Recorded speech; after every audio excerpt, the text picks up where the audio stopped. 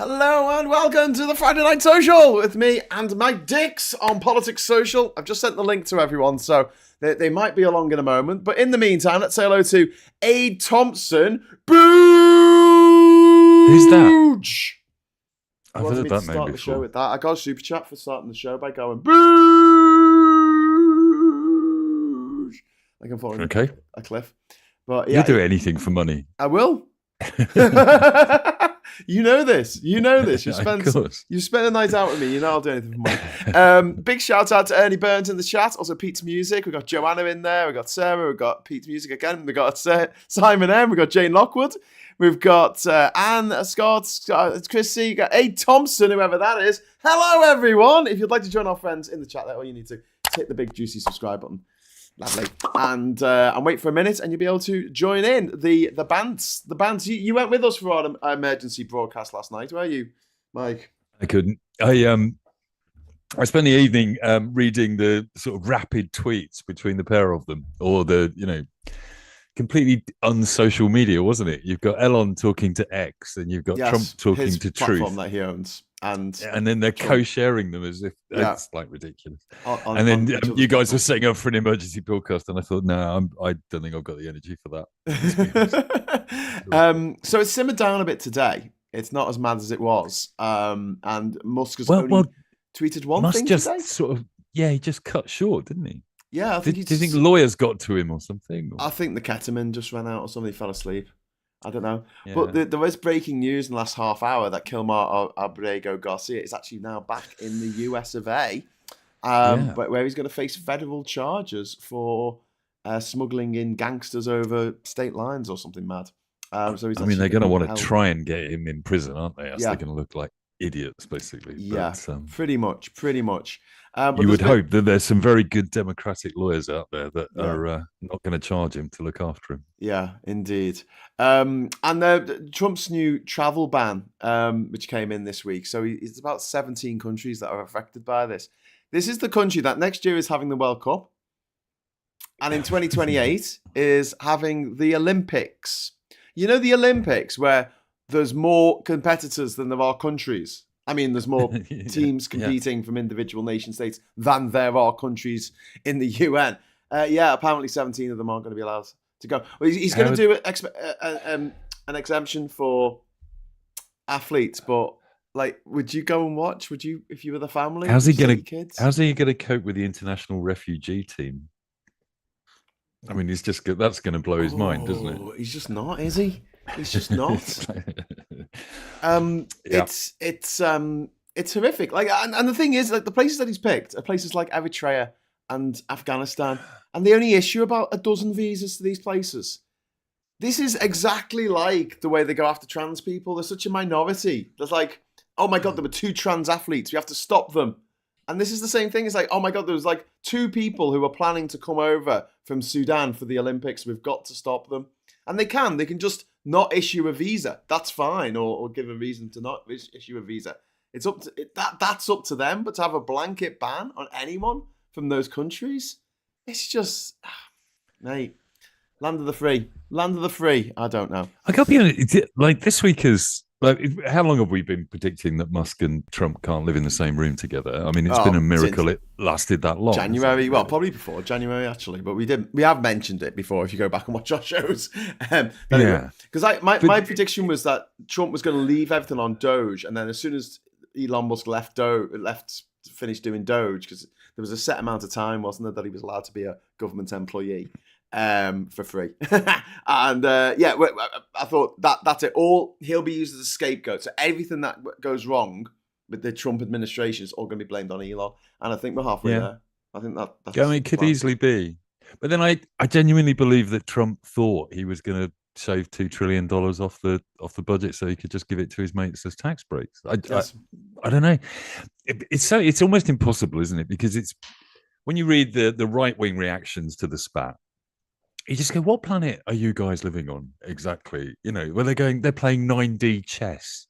all of this is it's an incredible way of covering up for the fact that Putin is shipping oil through Hungary to Afghanistan, and Musk is trying to hide that so that the Chinese can build a rocket that will launch into.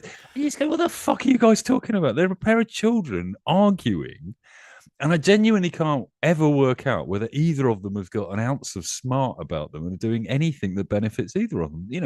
Tesla's stock price went down 150 points or something ridiculous. Well, yeah, it lost like 14% at the end of the close day, but it's bounced back up. That's the thing. I was listening to something today. Side of this, if you look at it, I was listening to something today that said the stock. If you look at the stock price undulations, if Trump is giving tips to his billionaire mates on what he's going to do, including Musk, then maybe they're playing 9D chess and they're just fucking about with the stock market to make billions overnight every night. But also, like with this spat, okay, so Elon Musk has said that Trump is a nonce, and that his base don't care about that. What his base want is entertainment. That's what we've got to understand, because we're trying to look at it like this is politics. It's not.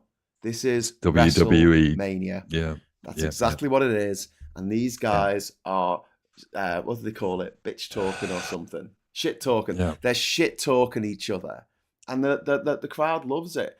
And they're coming down. Actually, the Republicans that have been polled, a snap poll yesterday, showed that 80% of Republicans are siding with Trump in this, and only 10%, 1 in 10, are siding with Musk. So, well, Musk politics don't work for MAGA. Never have done, really. No. Well, electric cars. MAGA ain't gonna like that. That's gonna make Greta cry, is it? Space programs, they're not into that stuff. Basically, it's not science. Why are you learning?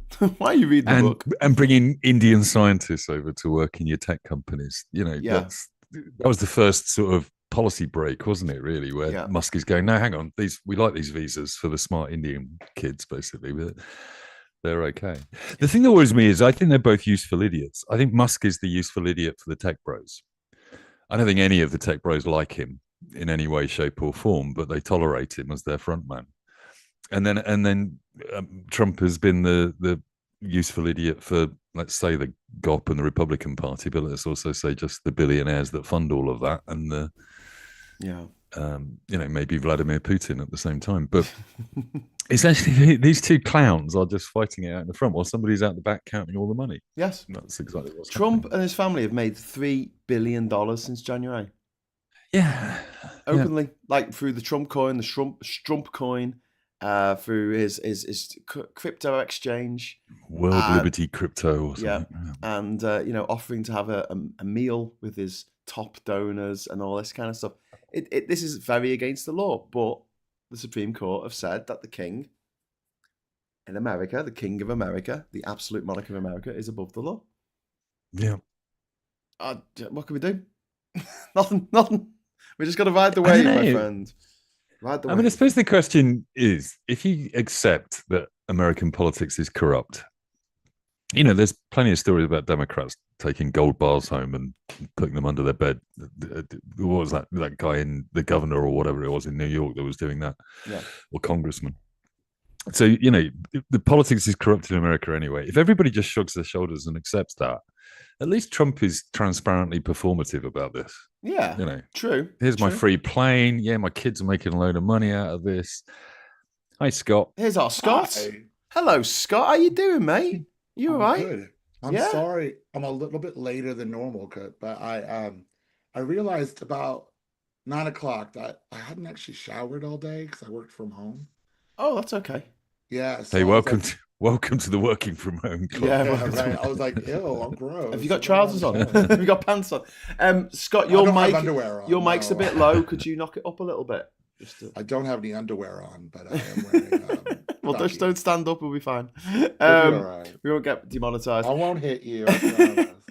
Paula, thank you very much for the £5 super chat. Trump versus Musk is like watching two porcupines do things carelessly. Well, yeah, I mean, these two people are absolute monsters. Like, there's been surveys, sorry, not surveys, what's the word for it? Like studies. There's been studies done that are saying that 40 million people are going to die as a result of what Trump and Musk have done in the last few months around the world, in America because of healthcare, around the world because they pulled out US aid from Sudan, from Mozambique, from 140 other countries around the world. Like, what they have done is absolutely beyond the pale. There's been over 1,500 babies born with AIDS in Mozambique now because they took away the funding to stop the procedure. So they took away the funding for the procedure to make it so that the baby doesn't catch the HIV virus from their mother.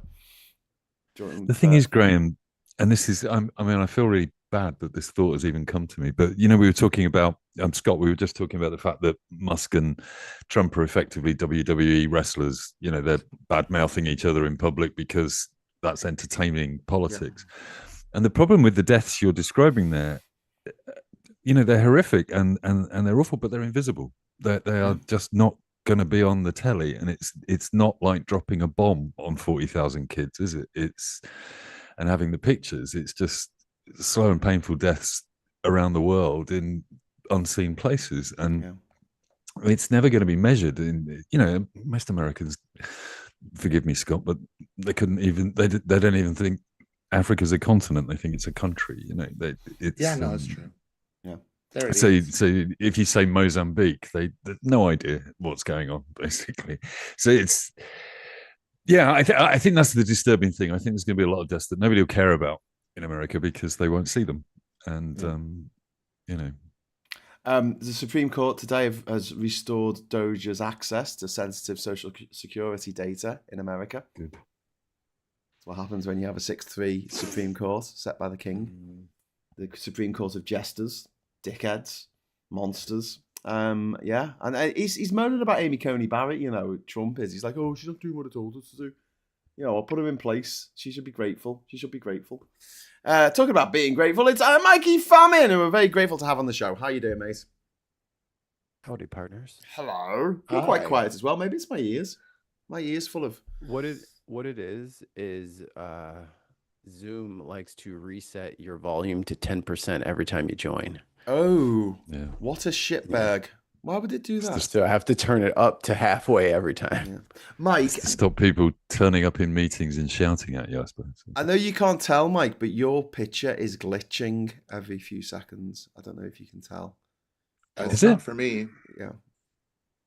What are you talking about, Graham? Mike's like the lower sort of fifth of his screen is glitching for like 1 second. One frame. What, like a digital glitch? Yeah.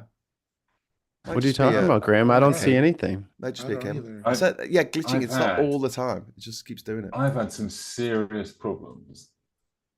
It hasn't done it for a bit now.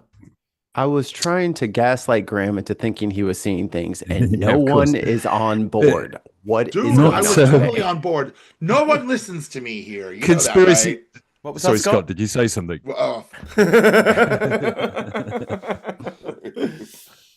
You walked into that like has a anyone spider web in upgraded the dark. Did anyone get an automatic Windows 11 update this week?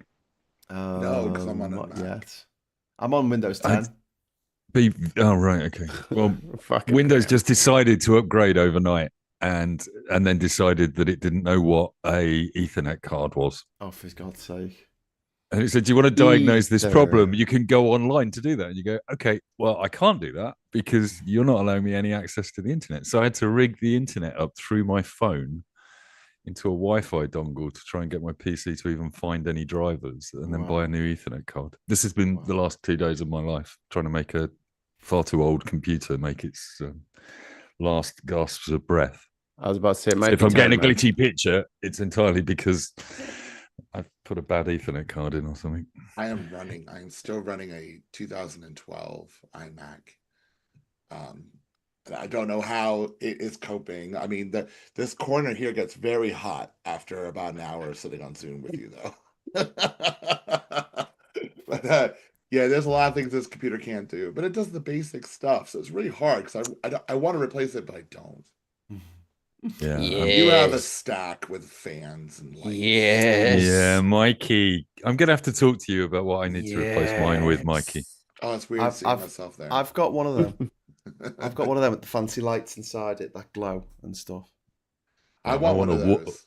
I want I a don't want to water go. cooled I don't want one. to change. I don't want I to. have I don't water want to go cooled. on Windows. I was given it by Phil Morehouse. He just gave me his gaming PC. He's like, I'm getting a new one. Did You can he? have my old one. Yeah.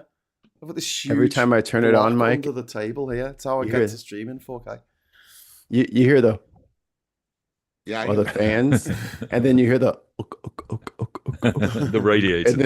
and then the radiator start kicking. I'm like, look at there, look, we have a system. We have a Oh, system in you wait place till- where it will get hot, but it will not exceed this. You wait We till it will gets ensure hot, it. guys. I've spent a bit of money. Oh, I bought an air conditioner. Oh, What? Yes. you don't have air one already, conditioner? and This is Sorry, It's Scott, got a can I just window ask- you can open. Which country do you live in? Yeah. When does Can it you get Have you hot moved enough back to to use it? America? Can you hear that? That's how loud it is. It is so fucking loud. I can't hear it actually. No, I can't hear it. Are you Oh, got it? that's I live- good. I live 'Cause I in can. I'm I not live gonna be in able a- to sleep with that baby on. That's for sure. I currently live in what was formerly known as a first world country. I have central forced heating and cooling. Do you guys Oh, not? I don't even know what that is. The one time Americans can gloat is when it comes to air conditioning. We are sweaty bastards and we don't like to sweat. So Yeah. we will Well, always and have obviously- superior ACs. Yeah. Obviously, that's not. And my screen is glitching, isn't it? Yes, it is. No, it's not. Um, How Tell cool them is it's that? Is it Just so put a annoying PC in there. that I need to? I need to log off and And just this is reset like my the camera. big tube I have to stick I out think- the window. I think, yeah. Sorry, it just let gets me do sent- that. I think it's just a cable. It's probably just a cable. If you log off and log back on again, I'm sure it'll be fine. Scott. Scott, That is what are you not what doing? that is Oh my for. God, what? What is even happening with Scott right now? Oh, He's got his Scott. extender pipe out. Jesus. That's a This is that's, the pipe for the air that's a massive conditioning. pipe you've got there. How did we get onto Well, this? it's not the first time I've heard that one. Yeah. Oh shit. No, I'm talking shit. My Let's move the air conditioner back. Martin Harris saying automatic Windows updates do my head in. I've turned them off, but it keeps doing it. Yeah. Graham Haller's dropped a super chat in. Thank you very much, Graham Haller, for that. But the message is a bit bloody fucking hell. It's it says in the US, a 9-year-old girl is being forced to have a rapist's baby. That is fucking sick. a 9-year-old? Yeah, I Nothing can't new find there, the story about it, Jeez. but that is pretty fucking horrific. They're gross, aren't they? The Americans. That's what they want. They don't want the girl to be able to abort the baby. She should have that nasty. No matter Um, what. But that's the thing. They on one side they say, "Oh, pedophiles. We're gonna find them all and we're gonna round them up and then Mhm. shotguns for all of them." And then at the same time, They still but want you're you to have gonna, the but you, baby. yeah, but you're gonna have his baby though. You're gonna have his white baby. Why isn't there like Fucked why isn't there like groups of men like roaming America attacking women? Like because There are. surely that's above the law, not against the law anymore now. They're called police, Graham. Oh, okay. We had some Jesus. undercover cops in my my old town that would sit outside the bar and wait for the cute girls to drive out of there, drunk or not, and strip searching them on the side of the road Jesus and Christ. give me a blowjob and you won't go to jail, all that kind of shit. And this is in Chicago. No, it was in a smaller town that I They're used to so live in. lucky. Fucking hell. I Fucking want hell. a cop to ask me for a blowjob. Sorry. All right, Scott, calm down. So actually, talking to It'll Scott, it'll be a female cop for you. I just tuned in and heard he's got his extender pipe out. What have I walked into? Well, yeah, indeed. I And even there's- got one of those things on the windows Yeah. where you like Velcro it on, and then you stick the pipe Oh, the out the skirt. window. I have no idea why you need an air conditioning. It gets unit hot in in the London UK. during the summer, and I'm done What, with for a it. day, for your day's No, not heat? for a day. You guys need to stop with this for a day rubbish. I've heard this from a couple people. I'm sitting here in June in a fleece. You live in the north. It's always cold in the north, right? I'm telling you now, right? When it hits July and August, it starts getting warm. You guys still Starts stay getting cool. warm and then it stops before it actually gets warm. It doesn't really. And again, it's like no one wants to accept like global warming. No one wants to, England doesn't get hot. Yeah, it does. I accept global warming. I just don't think that Britain's particularly hot. Ollie. In fact, because of global warming, we're going to get colder, aren't we, Ollie? How you doing, Ollie? Good to have you on board. Well, then I'll sell my air conditioner. Yeah, we're having to go with Scott. He's bought an air conditioner. I'm in love with it. In the UK. That's what we said. That's what everyone says. Everyone in the chat says, "What do you need a bloody air conditioner for?" Wait, Third so you world guys country. are sweating, and I'm sitting in my cool refrigerated room. That's all I gotta say. And then I'll be laughing at all of you while I live in luxury, air-conditioned beautifulness. AC is as someone born in a quasi-southern state, AC is a human right. Right. Well, I you know think what? this is where We it comes from. Northerners think to that. Ha. Hey. Well, you guys, it's never warm. It's getting a It's bit never hot. warm in the Okay. north. Oh. You guys don't have weather. Might have You're to just roll like my sleeves up, California. love. You're just like California. You have one temperature all year round, and it goes up and down like 20, 30 degrees. Oh, Mikey it will lad. get negative. It will get negative 40 in the winter, and it'll get 105 in the summer. That's not. So, They're yeah. not real temperatures. If it was 105, Oh, it'd all that's be just made boiling. up temperatures. Literally. All right, let me find out. That's above Fahrenheit. boiling point. He's talking Fahrenheit. I know he's talking something. He's talking about Fahrenheit. These Celsius. He's talking these Fahrenheit. motherfuckers invent the imperial system. Yes. We And then use say it. that's absurd. They change what Yes. they do, and we're the asshole. You're You know, the this only is country that does typical. it. The only country that still has the imperial system. Only. Yeah. Only. Yeah. 2 others, I think. There's 2 Liberia others. and Burma. No, it's worse. Go on. I think it's Afghanistan. Yeah, it doesn't get to negative 40 in California. Well, it might do in the desert in winter. It gets very cold in the No, desert. not that cold. Actually, a northerner is more likely to want AC if they go down south. I was raised up north and got used to being freezing all the time. Hot is just painful. So there you go. You've got a bit of love coming in there, Scott, from the Thank from the you, chat. guys. You know, again, when they're complaining, bloody hell, it's so hot up here. I don't know. When how have maybe you just- ever heard me complain Kidding. about the heat? Ever? Yeah, I'd also like to point out that is like the #1 British pastime. So What, complain about the weather? No, but this is because Yes. of climate change. Britain is going to get colder. I know Listen, it's just opens up so many topics of conversation Yeah. for us. I You would don't like- want to buy an I AC. would- You want to buy a bar heater? I need all of you Mike, to Mike, bend over Excuse and me? be spanked because you What? all just yelled at me Yeah. and you're some assholes. And here's why. Come on. why? Guess what the convergence point is for Celsius and Fahrenheit? Minus Very soon. minus 28. Minus 40, Minus which 40. is what I said. about So to it say was that. right. It was the correct one, but it only happened because there's like that on the Is on that the the chart. convergence point? I thought it was minus 28. It's negative 40. Oh, it's so negative 40. booyah in your fucking face. I I didn't accidentally got argue it with right. you about Oh, this. well, so I well don't need done. to bend over for you, Mikey. Okay. And then I'm gonna what's have the my little world animation that comes up and says, "I was wrong and I accept responsibility." There we go. Let's come up on the And screen. 105 is 40.5 degrees Celsius. So I it's in remember from when I the, used so to negative do, 40 to 40. When I If you used to- guys had that weather, when I used to do the Go weather, when I used to do the weather on the radio every morning in Bocas when I lived there, I remember that 28 degrees Celsius was the same as 82 degrees Fahrenheit. 'Cause you just switch the numbers around. reciprocals.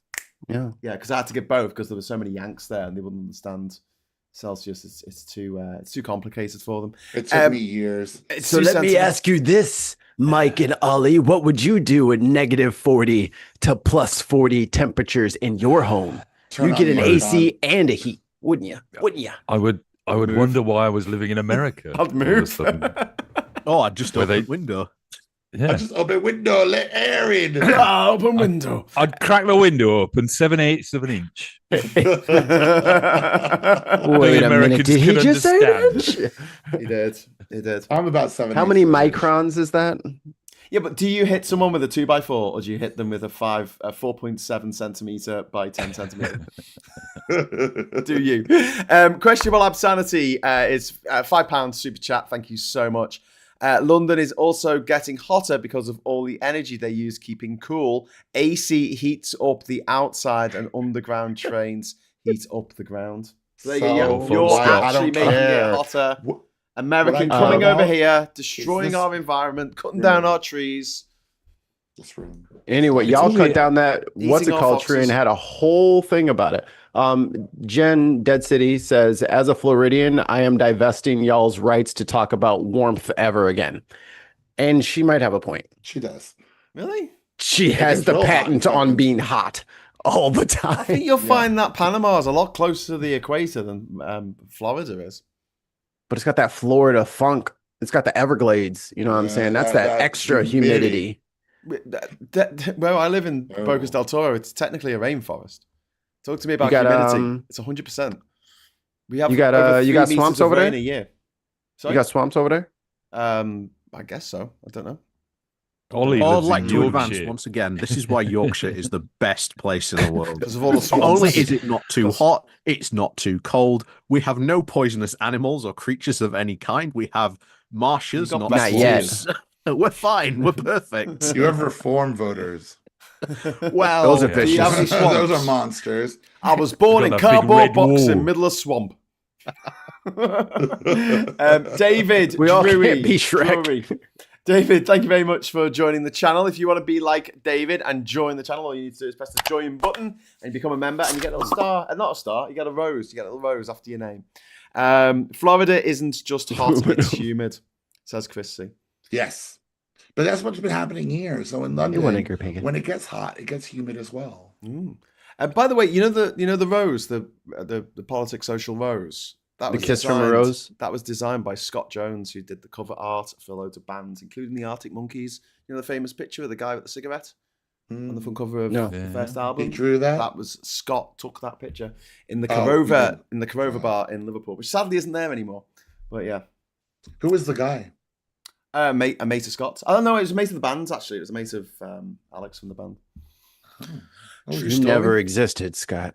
What? I always wondered. What? But they, He so was everyone a- who gets that He little was a logo ghost. next He to died their 100 years name, ago. That's a class logo. That's a proper design logo. Wasn't just me on Photoshop dicking around, which is most of the stuff that I do. We got. I was going to read what Angry Pagan said because it was all in capitals, and then he deleted it, so I can't read it now. Hayden Pud says, "I've got up half an hour before I had to go to bed. Oh no, that's awful. Sorry, but you're here now."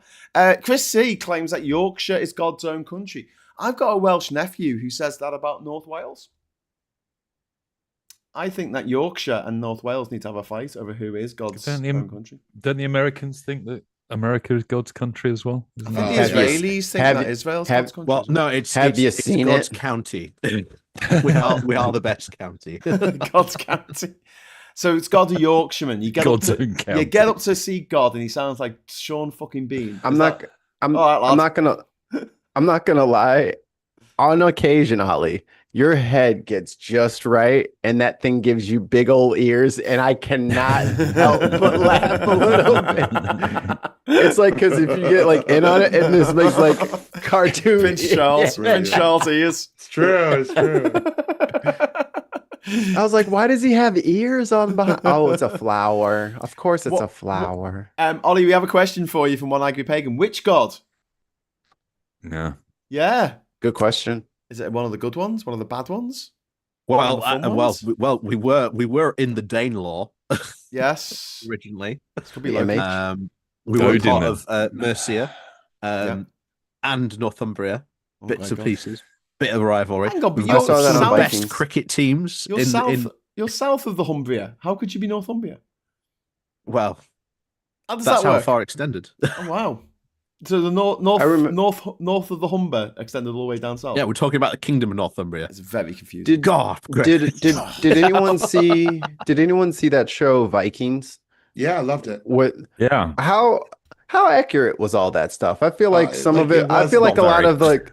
I feel like a lot of the like the interpersonal stuff was like completely made up, Mhm. but like kind of like the people coming over during those time periods, is that That even was correct? real. Yes, the Vikings did come over. They did settlements on quite England. aggressively. Yeah. Quite a few times. Yeah. Yeah, they came to visit the monasteries quite a bit.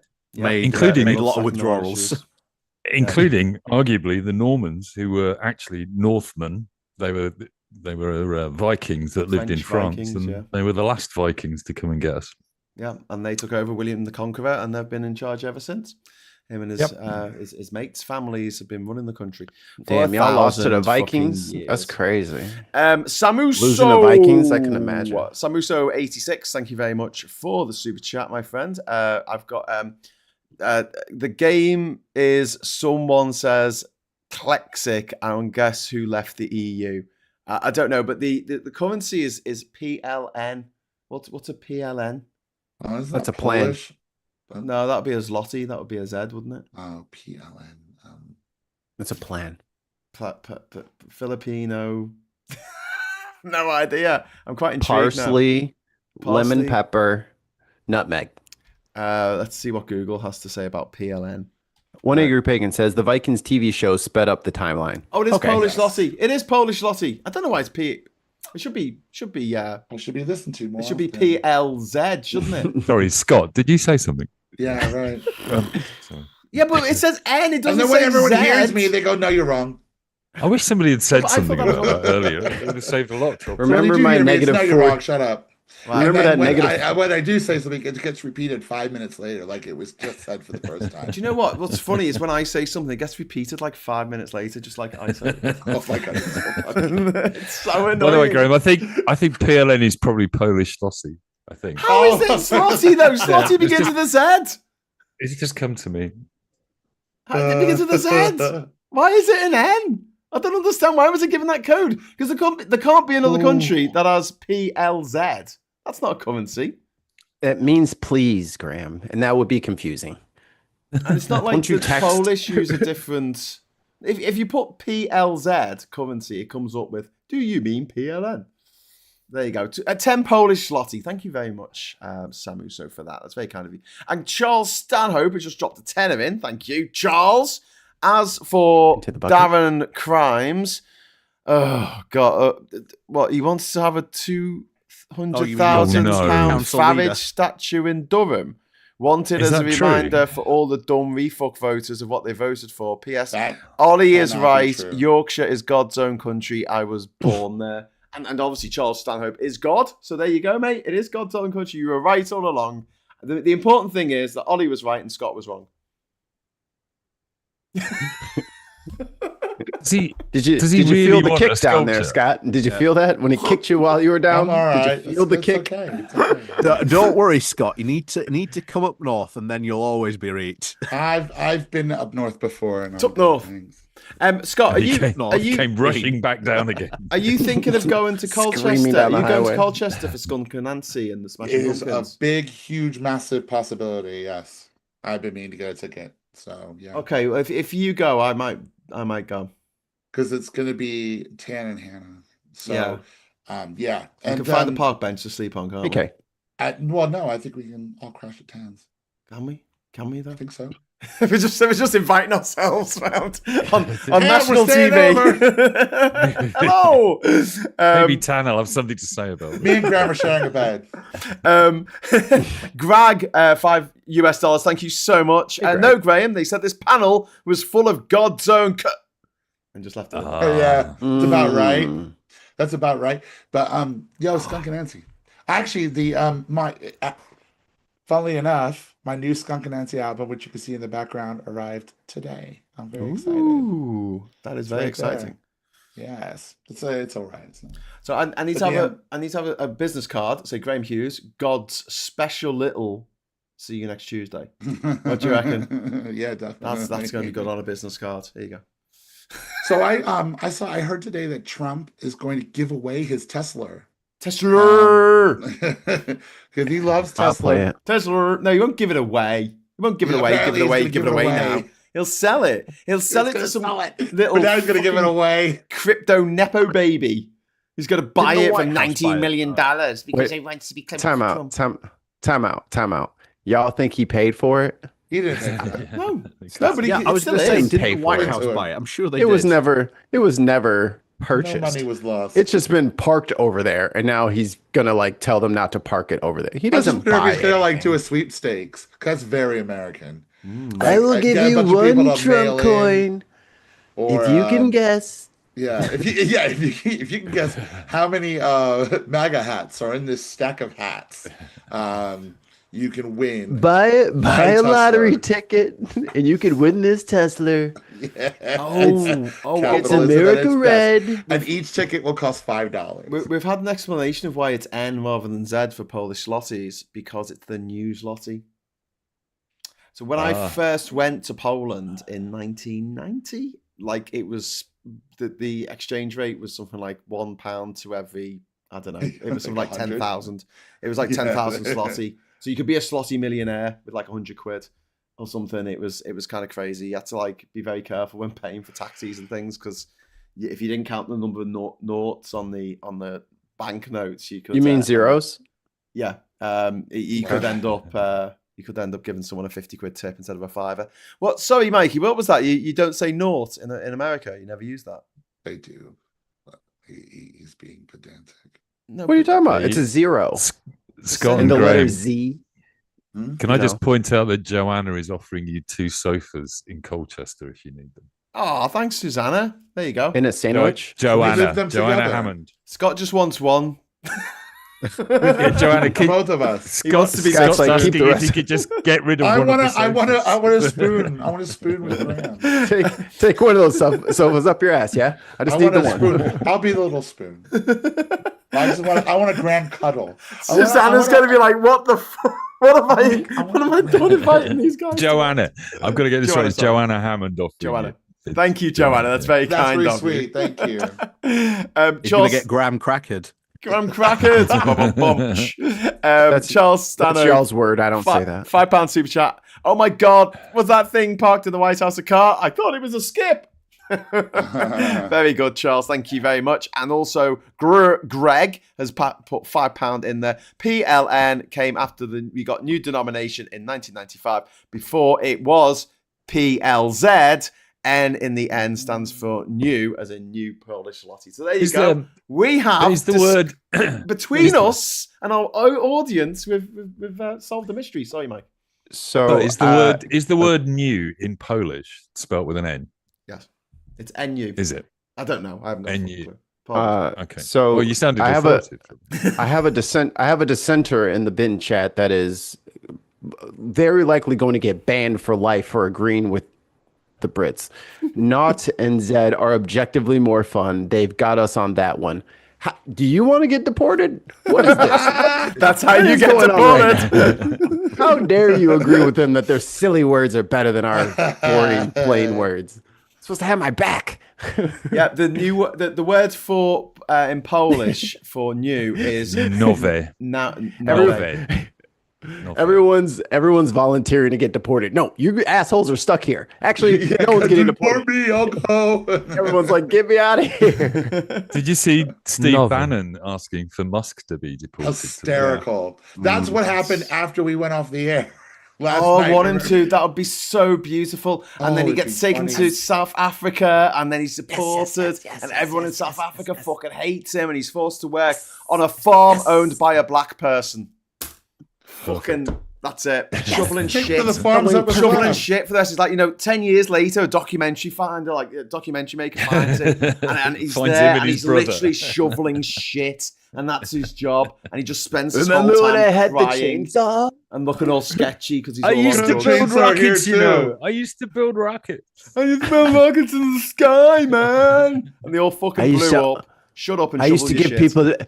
He's just like handing people pebbles he finds in the shit piles, and he's like, "These are emeralds. I give away emeralds to make friends.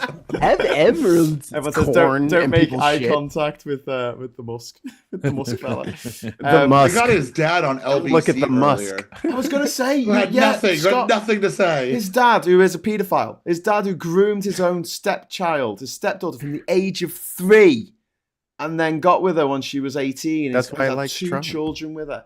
That's why I like grooming. Trump. How is that different from grooming? How is that different from a teacher doing the same thing to a kid in their school? No, it's Wait until gross. they're 18. That has been like an epidemic lately, and it's female teachers sleeping with male students.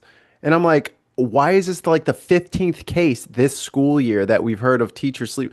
Like, what the? I think Yo, when you a MAGA woman dude. does it, it's unusual, and that's why it gets into the press. Whereas a man does it, it's like, oh yeah, that's Yeah. No. it's Those the guys are getting reported too, but there's a lot of women all of a sudden, and I'm just like, MAGA dudes, are y'all so trash that the teachers are going after the students rather than the adult? Y'all got to get your game up. Well, You can't even get the teachers. If Get your game up. If the rates of domestic violence between Trump voters and Democrat voters, it's a gulf. Like if you go out with a Republican male, you are way, way, way more likely to be abused. And they wonder why women in a way that you don't like. And they wonder why women don't want to date them because of their political views. Because they're psychos. Because they don't want to die. Yeah. Because they've been cancelled. Fucking assholes. Yeah. Their whole belief system's based on you being an asshole. But you know, this thing like, you can't not dating someone because of their political beliefs. So I'm like, why? It's the most obvious thing in the world. Would you date someone who didn't think that trans people are people? You know, I would never date a Tory. I'd fuck a Tory, but I wouldn't date him. Look, I just believe in eugenics and mass deportation. Why can't we just like be friends? Because you're fucking crazy pants. People. This isn't like we don't have to talk about it. Because you're a fascist. We can just ignore it. You know, politics doesn't have to get in the way of our relationship. This isn't a we're just arguing about economic policy or something. This is about ethics, human lives. This is about lives, morality. Empathy. It's like saying, would you date someone who's a serial killer? No. They don't own. Serial killers. They need probably not love too. Probably not twice. I wouldn't go on a second date. I'd go on the first, and if I got through that, I'd be out. I'm not gonna pay for the date because if I do get serial killed and I paid for it, that's not. I've been murdered and lose situation. But imagine if you got turned down for the second date. Like the serial killer's like, I'm sorry, but your skin's not soft enough. You didn't quite meet the criteria. It's out there with the measuring tape. Huh? Nothing. Yeah, you just didn't quite. Yeah, I had a certain criteria for my killing. You just don't meet it. You just not. I don't know if I could stretch it. You know, so I'd rather just not risk it because if I split it, So what was this for? I've been looking into your eyes, and I can't quite imagine the life draining out of them as I throttle you. McKinnon says literally everyone. They're not that attractive. McKinnon says literally everyone. Hold on one second. Literally everyone's saying politics shouldn't get in the way of their friendship. Always are the ones with fucking psycho beliefs. Yes. It's never the normal people. There's like dead bodies in my basement shouldn't get in people on the right say this shit. Guys, this is really controversial, but I think everybody should have health care. What? Get the fuck out of my house! Get out! I think the kids should read and have like new books. You fucking get out of my house! And just we should give kids free school meals. What do you mean we should feed children? I mean, it's ridiculous. They're gonna eat. I love the Tammy Badenoch today. Oh, we're gonna leave the ECHR like she's got some sort of power or something, right? And I'm just like, yeah, down with human rights. They suck. Yeah. Talking of dating psychos, do you remember? Does anyone remember an 80s Fox cartoon show called The Critic? Yes. Yeah. It wasn't that good, but there was one really good joke where they did a piss take of Misery. And so it was the same thing that happens to James Caan in Misery. And he gets abused by this nurse, and she's you don't have any Paul Sheldon and stuff. And then at the end of the movie Misery, where he's in the restaurant and he sees Annie Wilkes coming towards him, but it's the waitress. Well, in the Critic, it is actually her, and she comes down and sits there, and his publisher's there, and she's like, "What are you doing? Why are you seeing him again?" He's like, "It's really hard to get a date when you look like me." Called her back in. That was my favorite joke in the Critic. That movie had many levels. It what, really Misery? did. Oh, it's fucking brilliant. Absolutely brilliant. Best Stephen King adaptations ever. Well, it's up there. It's up there for me. With Stand By Me and Shawshank Redemption. They're good too, but I loved Misery. Misery was very good. Oh, you dirty little bird. You dirty little birdie. The cockatootie. yeah. Svak says, to be honest, depoliticized people also hold the view that politics shouldn't affect relationships. That's bullshit. Because if you don't have a point of view, what are you? Don't know. You could be sexy. Yeah, it's great to be sexy, but if you got no brains behind it, to be fair, why do you need brains? I did some door knocking in the general it gets boring election. after a while. You got to talk to these people sometimes. You got to know what I mean? talk eventually, haven't you? That's why God invented Netflix. You just sit there in silence next to each other watching the telly. Yeah, but then you got to choose something to watch, and that's when the arguments That's start. where it all starts. Let's watch this documentary on politics. I don't like politics because I don't understand it. It's just all too complicated for me. Okay, great. You're clearly the brain of Britain. I've really lucked out here. You're so fucking sexy that you're dumb. Well, you know. Mike, what were you going to say? I don't know, because actually Scott just sent me off on a train of thought that I can't actually talk about, so I'm not going to. Oh, I think you should tell us everything about your train of thought. I want to know. Let me tell you about the time I dated an idiot who was also a Tory voter and a serial killer. I did actually date a Tory once. That was, did you? Well, it was a mistake. I didn't mean to. Did you break up with her when you found out that she was a Tory? Yeah, we left the cinema. We went to see. Is it Blinded by the Light? The one that's V for not Vendetta. Blinded by that. No, what's the film that with the Bruce Springsteen soundtrack, but it's set in Luton? Philadelphia. Anyway, I can't remember, but it's about Terminator growing up. It was about growing up as a South Asian heritage family in Luton in the 1970s, and it was about the deprivation in Luton and the race, the BNP, and all that, and poverty. And we left the cinema, and she said, "Well, it's a good job all that's sorted out now. Now Boris is in charge." Basically, and I just looked at her and thought, "Oh God, we haven't talked about politics." Time to go. Jesus. You have had a lovely time this evening, but I gotta get on. I'll give you a call. I got a thing in the morning. Yeah, Welcome to Dumpsville, population you. You. Yeah. Say hi to Bojo. Samuso86, thank you very much for the 10 Polish zloty. Have a fifth of a drink on me. What is Spexit? I guess that's Spain leaving the European Union. I don't think that would That's a good idea. They're not going to leave anytime soon. No, I don't. Not as long as Mike's got the purse strings. No, absolutely. Hey, my Spanglish grandson is coming to visit me in 2 days' time. So, Spanglish. Exciting. Yeah, I'm very excited. McKinnon says here, finding out a hot person is MAGA instantly turns them into a 2. Oh yeah, 100%. They go from a 9 to a 1. Because I think it's the cruelty, right? Like, it's fine if someone is, not that great on the eyes, but they're sweet and generous and all these things. You'll at least be able to develop a friendship with them. If someone is gross on the inside, you don't even want to hang out with them. No. So, like, I'm not sure why they just... I don't know why everyone thinks, like, let me just stamp this toxic waste sticker on my face in the form of a red hat. And just like, why can't people accept me? It's like, because you have toxic waste danger on your face. So I'm staying away from it. Yeah. So humans are good at pattern recognition. I don't know why they don't think we just avoid the things we don't like. So does anyone know who Donald Trump has just declared war on today? Probably the hippos. Not the hippos, no. It's a state of Elon America. Musk? Can you guess which state he's declared war on? California. California, yeah. Apparently he's going to withdraw all federal funding. Why? And start identifying grants the commission can withhold from California. For what? What'd they do? For not voting for Trump. Oh, you know what I was about to say? This is so funny. I was about to say, you can't do that. Of course he can. It's just so irrelevant now, isn't it? You can do anything you want. It'd be a real shame if California just stopped paying their federal taxes, huh? I mean, they'd have to just keep all that fucking money that they have. Trump is the biggest dumbass that has ever existed. That's like walking up to the cash cow and just like slapping it. Like the great distraction, though, isn't it? I mean, it's a wonderful headline to distract from the little lovers tiff he's having, isn't it? Let's pretend for a second that Gavin Newsom decides he's going to Trumpify California.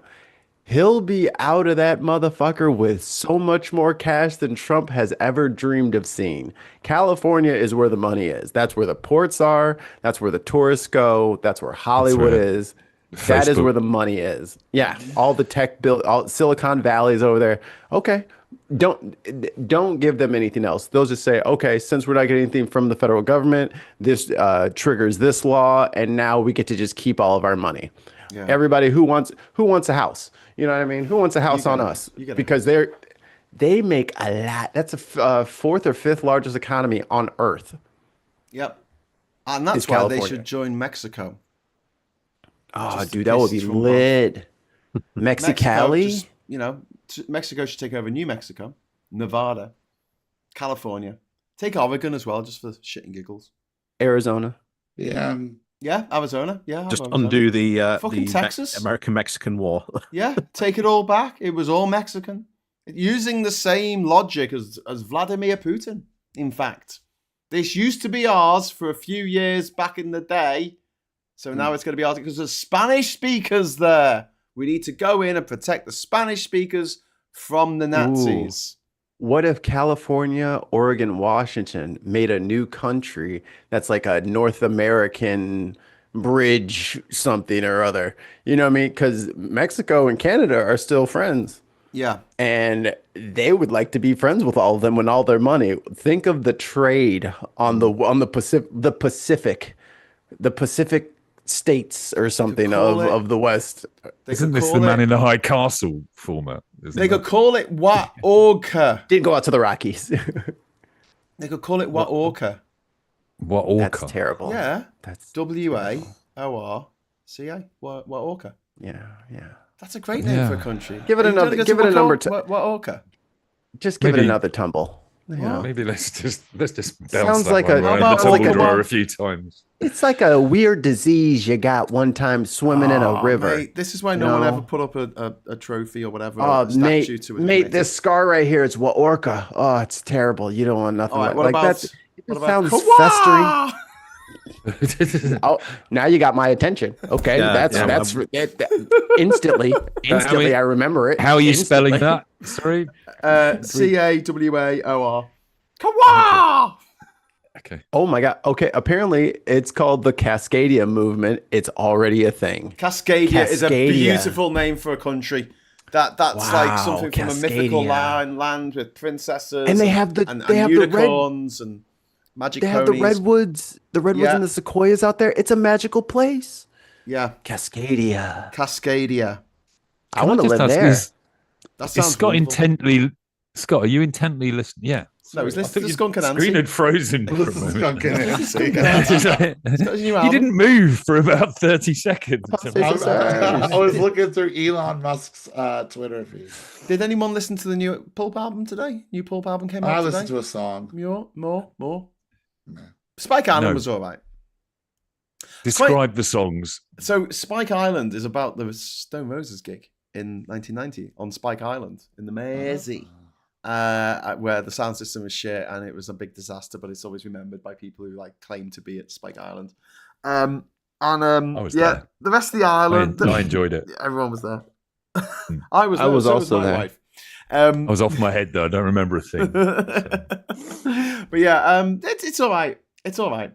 It's not amazing. It's okay. But the video for Spike Island, the first song on the album, is quite interesting. Because what Jarvis Cocker's done is he's got all the pictures from the cover of the Different Class album. I don't remember the Different Class used to have it had little cards. Yeah, they had like 12 different covers that you could choose. I had that. I had the CD. Well, he's animated them. Cover. He's animated them. He's put them into an AI engine and he said "come alive" because that's one of the lyrics. And it's just the weirdest fucking shit you've ever seen. It's just why AI isn't going to take over everything anytime soon. Because he says make the bus move, and the bus, instead of moving forward or backwards like a bus would move, it moves closer to the camera on its side. Just like slides on its side. It's just... And for some reason, when they try and animate any of the people, in the cutouts, they all become Chinese looking. It's just... it's so bad. And it's kind of fascinating to watch the video, because obviously they take the piss out of the fact that it's so bad. But... AI's still got a long way to go. What can I say? Some of it's amazing, though. The Cascadia cascade in the chat has gone. I want this place to exist now. They're talking about if this country lost California, Washington, and Oregon, they would be fucked. California, fourth largest economy. Washington has Microsoft, Starbucks, and Nintendo, and more. I forgot Nintendo's over there. And also, the only way they could get stuff into America would be through Cascadia. or the Panama Canal. Simply Secular Dave, who's in Canada and BC, says, imagine the possibilities if Canada paid for a hydroelectric dam in partnership with and within British Columbia for electric rights. Like, this would be sick. This is, how do I get over there? I'll just sneak over the Rockies. It goes over the border. It's only the top bit of California, this. I'm looking at the Cascadia Movement Wikipedia page, and it's just the top bit of California. It's most of Oregon. It's all of Washington. It's some of Idaho. It's a little bit of Montana, and then a load of British Columbia. You know how the tech billionaires are trying to like buy all this land to like make their own little cities? Well, the white supremacists have been trying to do that in Idaho for years. And they keep losing like certain legal fights and stuff like that, but they have a whole little conclave. They wanted to secede and all that shit. They're proper crazies, like took over government buildings, and then, you know, they're white, so no one cares. But yeah, they fucking shot at the cops, the whole 9 yards. They're absolutely insane. Wow. Did you hear this Garcia case is going back to America? Yes, we mentioned that at the top of the show, actually. The start of the show. He's been brought back to face trial for two federal charges. Which will be interesting, because whether that will be a fair trial or not is another story. We were saying, I imagine he'll get some incredibly cheap, if not free, legal help from some Democrats. And also it will be on every channel for the next 6 months. This is Kilmar Albrego Garcia, who was held in El Salvador. He's now been transported back to America. He's been held in America now, and he's going to... Oh, he's home? Yeah. And he's back. He's back stateside. Is there any... He's been returned to the US to face criminal charges on a federal charges, two criminal counts. Illegal trafficking of people or legal immigrants. Is there any news on how he got back? How that's happened? Yeah, that's crazy. No, I think Pam Bondi got him. They just went and got him. Yep. He's they could have all this time. Yeah. He's conspired to bring undocumented aliens to the United States from countries such as Guatemala, El Salvador, Honduras, Ecuador, and elsewhere, ultimately passing through Mexico before crossing into Texas. Undocumented aliens, blah blah blah. The only evidence for that was the sheriffs talking about when they pulled him over, isn't it? They pulled him over for a problem with one of his lights, and then it was recorded on their cameras, them saying, I reckon he's a people smuggler. But they let him go. So, and that's the only evidence they've actually got. These sheriffs testifying. Have fun proving it. It will show in court. You know, Have fun proving that. Anyway, well, it seems odd to me that Pam Bondi would bring him back if they didn't think they've got charges to press against him. That seems crazy. Keep defying the fucking Supreme Court if you want to. You're gonna start triggering shit that you can't control. Do you think that's what it was? Do you think that they had to eventually bow down and do what the Supreme Court told them to do? I suppose if they want the Supreme Court to do the next thing for them, then they've got to do it, haven't they? Because it's like that big question about, what sheriff is the Supreme Court got that can go and arrest somebody? Marshals, they can deputize anybody. Yeah. They can deputize bounty hunters to do whatever they want them to do. The Supreme Court can do that. Yes. Okay, but Dog the bounty hunter goes after part of He's in Hawaii being racist. He's busy. He's gone. Isn't part of the big bastard bill this thing about the suspending the ability for judges to find people in contempt of court or something mad like that? Is that in there as well? I know someone brought up a good point. Someone brought up a good point. Trump failed, haha, is his name. Yes, the Kilmar Abrego Garcia situation is interesting. They say that he beat his woman with no testimony, but E. Jean Carroll is a liar. Yeah, exactly. Yeah. Exactly. Very good point. Believe all women except that one. We've also got a £2 super chat from Questionable Absanity. Thank you. California is 5th in GDP capita behind DOC, District of Columbia, New York, MA, is that Maryland, and WA, Washington. In GDP per capita, but obviously California's got a capita of 40. Ain't nobody worried about per capita. It's got a lot of people in California. But yeah, Cascadia, I like that idea. Those 3 states, break away. Fuck it. Keep Portland weird. I will be the president of Cascadia. and lead them into a brave new future. You have to be. It doesn't seem like a particularly good democracy if you can just declare yourself the fucking president, Mikey. I'm gonna run in the election. That's I'm a very gonna good win. point. Hey, in You don't even Cascadia, live in everyone's president. Cascadia. It's like, You don't even live there, yeah. you'd be an immigrant. You weren't even born there. You're just another foreigner. George, Cascadia. George, thank you very much for upgrading your membership to Megastar. Thank you. Oh wow, That is very. I want to be a kind. Megastar. Thank you. You're the What, best. You want to be a Megastar? Yeah, why not? okay, What your would wallet be on the out. Cascadia flag? I forgot. Picture what of you, Mikey. Obviously, big. Damn right. smiling face in the Profile. middle I of want a it. profile. I Yeah, want profile people to see picture, my looking jaw. very proud. Oh my God, Yeah. can you imagine if Trump did a profile and like put his face on coins and he'd have that double chin?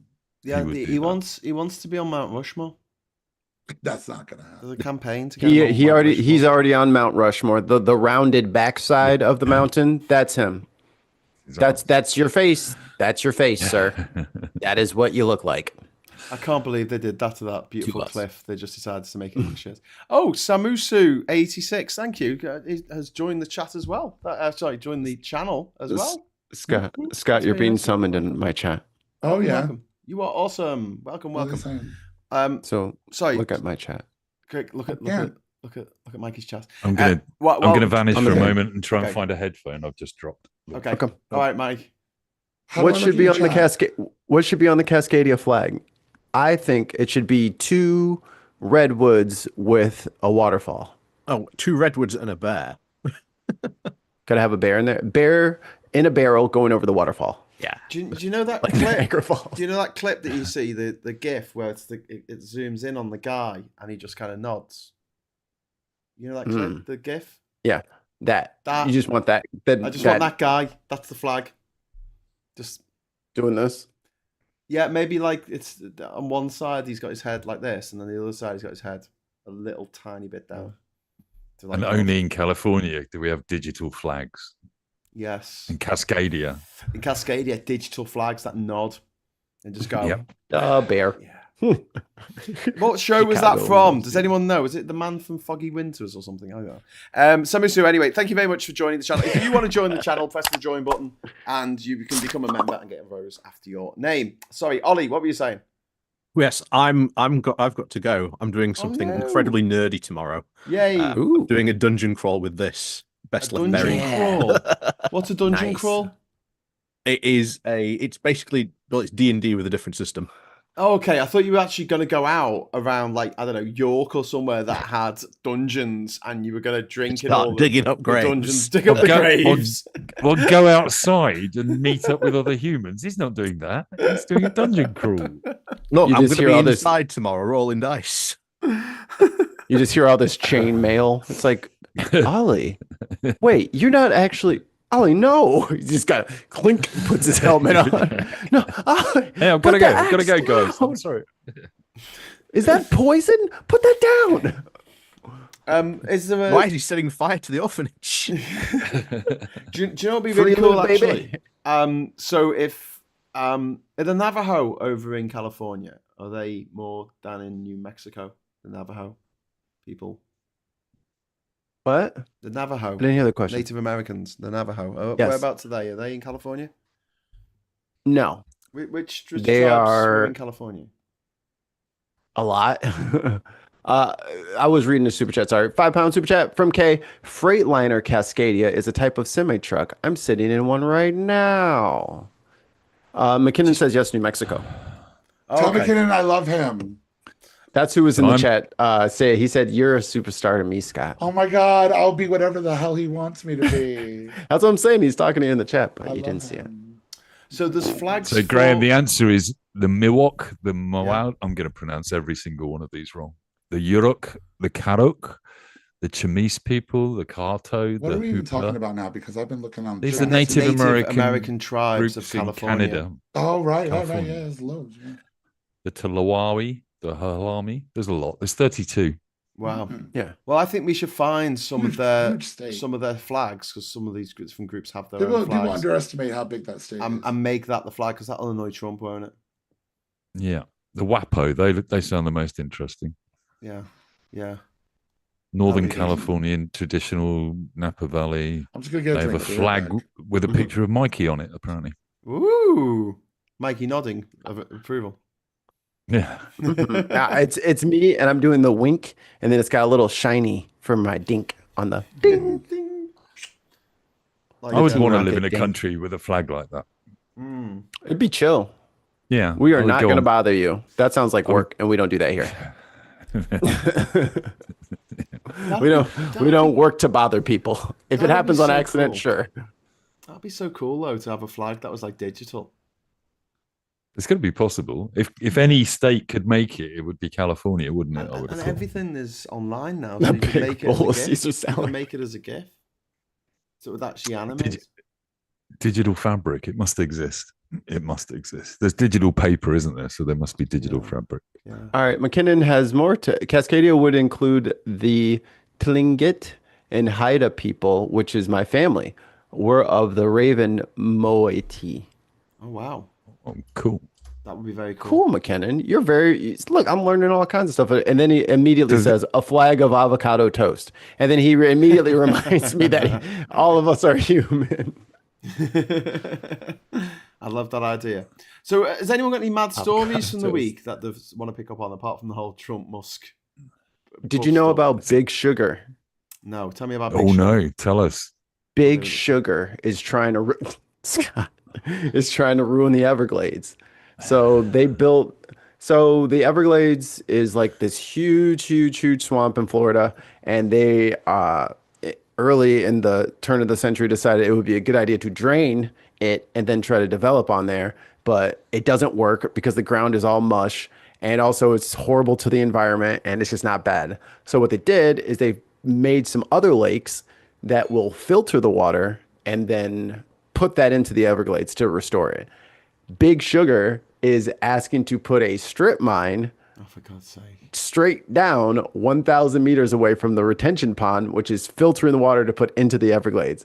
So they're just going to keep blowing up the ground 1,000 feet away. And who knows, maybe a whole lake's worth of free water will become ours. I'm like, if that is not the grimiest shit I have ever seen in my life, like, it's so bad. It's so bad. And Trump will let them get away with it, won't he? Like, well, this is DeSantis territory. Yeah, but I mean, yeah, so just an extension. The president is not in charge of everything. Like, you guys, I know he seems like he's in charge of everything, but he's not in charge of everything. He makes proclamations, mate. He makes proclamations. Says it all the fucking... I read that the other day. It said Trump made a proclamation. And I'm like, fucking, what is this? Medieval fucking Rome. Fucking proclamations. What the fuck? A divine right absolutism. Go fuck yourself. You're a fucking yank with fucking orange skin. Fuck off. Because at the end of the day, every state has their own constitution. So, like, I get that we have a federalist system, but at the same time, if your governor is like my governor, JB Pritzker, is just like, Trump can suck my fucking dick. Good luck, brother. Like, say whatever the fuck you want to say in DC. We do. You want to cut some federal funding? Cut some federal funding. We got money. We just won't pay you. We'll take it out of what you owe us. To be fair, I think in this country we don't quite comprehend exactly how it works in the States, because it's much more like the EU, isn't it? That Florida is like Portugal, and the European president doesn't really have any say over what happens in Portugal except for money and prisons and whatever. But no, we forget because you feel like the states are probably like counties in this country, and therefore it's so much more vast. Yeah, exactly. There's so many more people. They are the size of countries, aren't they? Most of them. And like in the beginning, and Graham was saying, it's like, why aren't people going down? I was like, dude, do you know how far that is? It's like, you want me to drive fucking 15 hours for a protest? Like, no, people have to do things locally because it's protest locally. That's fine. What I mean? Yeah. But DC didn't have like these huge crowds. It's like, because half of DC is fucking Congress, and the other half is lobbyists trying to fucking get into the pocket of Congress. So there's not like a ton of. There was huge crowds from the Black Lives Matter protests. I mean, people can come out. That was planned for months and months of planning for that stuff. Was it? It's a big fucking country. You can't just like snap a finger and have everybody. Trump's been in charge now for how many? For 5 months? You want everybody to fucking get in a plane now? You No, want not getting a plane. I'm talking about exactly. I'm talking about just going out and protesting locally. The protests that I've seen. They did the march on the. They did the march. And protests don't do as much. In the 60s, what was the big march on the Capitol? The Million Man March. Million Man March. Yeah, there were busloads of people coming from all over the country. Now that the official opposition is Elon Musk. That took planning. It took a lot of planning, yeah. Don't you think now that the official opposition is Elon Musk, that it's going to be interesting to watch these rallies and fights? Just let all the MAGAs and the Muskies get together and fight each other. That'd be great. Hey, I'm antagonizing. I wouldn't let him say that shit to me, Elon. You better, you better reveal some more secrets, Elon. Don't let him talk to you like that. He posted a tweet, didn't he, saying, should we start a new party for the 80% of Americans in the middle? Yeah, that's delusion. He's crazy. Yeah. Here he go thinking he understands politics again. He literally has no idea what he's talking about. I don't think he understands math, does he really? If it's like 80%, it's not quite the middle, it's almost the whole thing, isn't it, really? Like, the failing to the top with Elon Musk is just off the charts. It is to the moon, to Mars, some would say. Well, no, like it's not, because he can't get to either of those places, can he? He's incapable of getting to all. Only the ludicrousy of the whole thing gets there, but he'll never get there. I don't know how much more he could do wrong in his life and continue to be rewarded for it. Every time he gets a fork in the road, he picks the wrong fucking way. And he gets a fucking bigger and bigger and bigger prize for it. I'll tell you what I watched. On the iPlayer, there's a drama series called The Dropout. Has anyone seen that? It's about the Theranos story about Elizabeth Holmes. It's about 8 episodes, and I started watching it for something to binge the other day, and it's not great, but the story itself and her character, the way that venture capital and investors got behind her, even though there was absolutely no evidence ever provided that what she was working on would actually work. And then the security that she put in place to protect herself. And then these moments, it's well acted. And there are just these moments where she's faced with a decision. There's a moral decision to make. You know, if we carry on doing this, we will get more money, but we might kill people. And it's just this transformation in her face. It's almost like that Severance camera pull on her, basically, where she just suddenly goes, yeah, I'm going to do the bad thing, basically, and goes up and does the bad thing. And it just gets worse and worse and worse and worse. And she is so cold and calculating all the way through. Elizabeth Holmes had the most psychopathic stare, says person impersonator. Yeah. Scary. But you can see how the system... Well, there's a lot of that in there. You know, it does talk about the fact that it talks about a lot about the fact that being the first high-profile billionaire venture capital funded startup unicorn, whatever, as a woman, that she probably will put back the cause of women entrepreneurs for 20 years if it goes wrong, and then it goes terribly wrong, basically. And there's comments at the end, right? You know, when they do the things that happen at the end in text, and it says that a number of people in California, one woman in California who got a startup company that was valued at $1 billion, was told to dye her hair a different color so she didn't look like Elizabeth Holmes because she wouldn't get the money. Simply Secular Dave says she practiced her voice and that stare in the mirror, for fuck's sake. Yeah. Dedication to the con. She does that in the show very well, the way she transforms and tries it out on people. Kemi Badenoch was in the news this week. Have you seen this story? Which one? It was on BBC. She says, I'm going to get better as Tory leader. Oh, Lord. Oh, Lord. Good luck. Well, good luck. Godspeed. She's at a low starting point, so you know. Yeah, well, yeah, the only way is up. Yeah, just not turning up for PMQs next week would be an improvement. Yeah, right. That sounds like January 2nd. I'm really gonna work on this workout plan tomorrow. Yeah, can I say something really controversial about Jenrick here? Right, you won't say it. You're a coward. You're scared to say it. I think he might be onto something with these stunts that he's pulling. They're like the Tory equivalent of Lib Dem stunts, you know, where he's going to tube stations and doing a Batman job on stopping people. Yeah. He's someone said he's in line to be the next leader. There's no doubt about it. Someone said they got a knife and he went, all right, and then he let them get on the train. Yeah, I know. Yeah, Didn't call the police or anything. Yeah, because there's a huge knife crime happening. We need to get people arrested. Here's what I reckon, that he is touching a nerve with the people he's trying to appeal to. I don't think it has any effect on us. We all think he's being stupid and he's a silly posh boy pretending to be Batman. He's probably got security guards standing behind the camera and all sorts of things. But so true. But the reality is, I think that will hit home. Yeah. I think it's because all publicity, no publicity is bad publicity. I wish fucking Labour would learn this. They're so timid. I think the timidity of Labour is going to be their fucking downfall. So everyone's heading, just fucking do something. If you fuck up, just do it. Is your left wing also crippled with age? No, because that's what's going on over here. Is like everyone's like 60 plus. Yes, and then it's like, why aren't you responding? It's like, I'm going to do that on Thursday on my press. Like, oh my god, get up, get up! You need another pandemic, I think, in the Democrats. It's an age-old problem of old age. But yeah, the average Democrat now politician, isn't the average age like 68 or something fucking mad? Yeah, they definitely way need a up new there. Card of people. Yeah, no, we don't have that. We're pulled back by schisms between different groups on the left who just argue amongst themselves eternally, and purists who want everything to be perfect and will rather live under a Tory yoke for the rest of their lives than have to deal with a Labour Party that doesn't do exactly what they want them to do.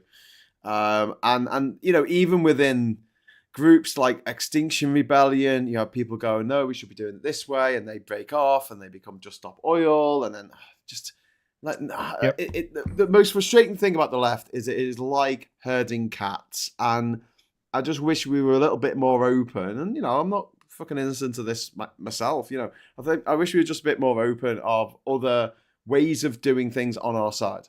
I have no problem with people just cutting people off for voting for refuck. Fuck them, I don't care. But when people are on our side, and it kind of scared me. I was at a friend's house. This is years ago. This must be about 25 years ago. And my mate was a Labour councillor at the time. And I remember we were there with a bunch of Labour people. And I think we were watching the US election or something. And I remember one of them talking about how, the Lib Dems, it was just really, really angry. At the time, the Lib Dems ran Liverpool City Council. And he went, they want to put porno cinemas next to schools. And I'm like, really? Is that what they want to do? And he was like getting so absolutely enraged. And the reality is, when it comes to governance of city councils, Labour and the Lib Dems aren't that different, to be honest with you. There's more that unites them than divides them. So I have a totally separate thought process for politics. If you want people to vote for you, you need bait. I think that the pageantry of parliamentary government and the system that we have over here in the States, our federalist system, it like everyone's kind of forgotten, like everyone's been playing the roles so long, they forgot what the job is. Yeah. It doesn't matter who the hell you are or what you look like, or what, if you can deliver like results, you win. Yeah. That is the key to politics, is results. And the Democrats have now lost the plot because they think that they can just talk about future results without delivering. You can't do that. Obamacare was supposed to be this fully fleshed out thing. We were supposed to get the ERA. We were supposed to get a lot of shit. And it never fully came. And they gave him a second. Like, you need results. You need bait. People are voting for Trump because he has bait. Yeah. His bait is lies. But this is. But if you don't have any bait, then it doesn't matter about who's on this side of this issue and that side. Do you want your economy strong, and do you want everybody fed and healthcare? Yeah, I'll take that. Yeah. You know what I mean? But instead of that, they tried to do that at the beginning of Kamala's campaign, but then they went right back to the same old pageantry bullshit, and they lost the plot. You need to change the material conditions for your constituents in a positive manner. If you cannot do that, you can say or have or split and divide and have all these pissing matches, but do the kids have free lunch? You know what I mean? Like, that is what it breaks down to. And if people aren't, I don't give a shit what he says about that thing over there. Are we doing results? I know everyone feels like their personal social issue needs to be on the platform right now. We need to get back to basics where it's, you will not put people out of here. We will be fed. We will keep our trade up and going. We will do the basic things. And if you want to go after people, then you're going to have to get that through Congress. I'm not up here to executize, and you know what I'm saying? All of these like social issues. That is not that person's job. You're there to execute what Congress tells you, what the lawmakers are telling you to do. But everyone likes to sidetrack into this, how can I get the most donors? And then we play the donor game. It ain't about that. Serve the people and get the fuck out of the way. Serve and get out the way. That's it. But that's one of the ironies that actually, arguably, this Labour government is doing that. That's exactly what they're doing. They're free school breakfast for every kid in the country. School lunches they're now talking about making free. They're bringing back winter fuel payments after the fuck up of that. They're making the railways nationalised and working. They're genuinely house building. That's huge. Ticking away every block of what makes our lives better. You do the work. You do the work, and the rest of it pans out. I saw somewhere that the Tories had only built 450 houses in the whole time that they were in charge, 14 years. They built net 450 houses, and Labour was like, so. But what are the economic model was the wealth of their voters or the well-being of their voters was entirely based on the value of their homes, wasn't it, really? So, and our economy's been based on that for 30 years now, 40 years. So. But one of the things that I always feel about on the left is that we're too timid when it comes to doing these big projects, that we need to make sure that everyone's happy. Fuck it. Everyone's not going to be happy. Whatever you do, people aren't going to be happy about it. People will complain about literally anything. There'll be a bit of waste field near your house that no one uses, and someone will say, hey, why don't we turn this into a football pitch for kids to play on? And they'll be like, fuck that! No way! Yeah. How dare you even consider this? And they'll write letters to the council. You don't have to get everyone's permission. And I know this is something that Labour have taken on board because they are trying to get the idea of being yimbys and actually building this stuff. And if it means building on the fucking sacred green belt, honestly, at this point, I don't give a fuck anymore. Oh, I've said that for on a the long fucking time. green belt. We've been building motorways on the green belt for the last 60 years. No one's giving a shit. You should see the debates. Build a railway, build a house for a family. Oh no, you can't. The hedgehogs. Like everyone's done, especially since the pandemic. Everyone is done stomaching so that politicians can pander. Stop. We need assistance. We need things to go back to something more stable, and enough with the bullshit and all of it and this get rich quick bullshit that Trump and refuck are selling, where we're going to do this and this is going to work out so much better for us and you're going to have so much money you're not going to know what to do with it. I don't know who is damaged in a way that they can't understand that is just bullshit and a lie, but they're falling for it. Yeah. Let them fall for it. I don't fucking care at this point.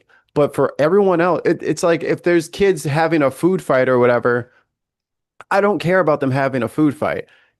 Do they have food to throw at each other? You know what I mean? Like, do we have a cafeteria to even for them to have? Like, I'm not interested in who's throwing mashed potatoes. Are we going to be able to eat tomorrow? That's more important to me. And this short-term thinking of, oh, well, I guess we'll just throw trans people and DEI under the bus this time because we'll just no. You gather people under your umbrella and you push fucking through and you work. There's no work. It's all just, well, my group's doing great now. And to a great extent, those big social improvements can happen if you actually achieve those basics, like you say. If you get that right, then you can achieve everything. But I recently I've been looking back over the 1945 Labour Party manifesto, you know, the one that gave us nationalised everything, essentially, after the war, and looking at comparisons to where we're at the moment with our economy and our national debt and everything else, and thinking, you know, where's the party that's saying, hey, look, we can't be in the hands of these fucking Cascadian tech bros running the internet and AI and social media and everything. All, you know, 5% of all of every transaction you do online is going to California. What we should do is nationalize social media and AI. Who's saying that? Is anybody even suggesting that, hey, why don't we have a British version of this that we can all be proud of and make it a world-leading technology platform to compete by making it a national project? Because you talk to my kids' generation, you know, they would regard Wi-Fi and broadband as a human right, to be honest with you, nowadays. Whereas we still go, isn't it marvelous? We can get the internet wherever we wander, basically. But you know, there's a generation of kids that think that this is a generation of humans that think this is normal, and it's like having electricity or water or toilets, you know. And I think that's true, and we should be doing something about that, because the robber barons, there are 5 or 10 megla rich assholes in America who are taking money, shaping the minds of our children, ruining our education system. The way AI at the moment is destroying education in such a quick pace time, because in particular in the States, you're not paying teachers enough money to do the job properly anyway. So the teachers are using AI to do half of their work. The kids are using AI. Neither of them understand what the fuck they're talking about. I was listening to a report where teachers were talking about the fact they have to sit down with each child now and get them to actually read their report to them that they've written and explain it. And if they can't read any of the long words in there or explain any of it, it's blatantly written by AI. Yeah. And that's the only way they can do it now. Sit down with a pencil, make them write out answers to questions with pencils. We're living in a technological age. But my point being, at some point in time, we have to get on top of AI. We absolutely have to get on top of the regulation of AI. All these, you know, in the big, beautiful bill, the most dangerous bit, and the bit I agree with Marjorie Taylor Greene on, is no, you cannot leave AI unregulated for the next 10 years, because the pace that it's developing. Yeah. But unlike Marjorie Taylor Greene, you didn't vote for that bill. No, she voted for it. I fucking read it. I read it. Oh yeah, unlike Marjorie Taylor Greene, you fucking read it. Exactly. You know, she could have used AI to summarize that for her.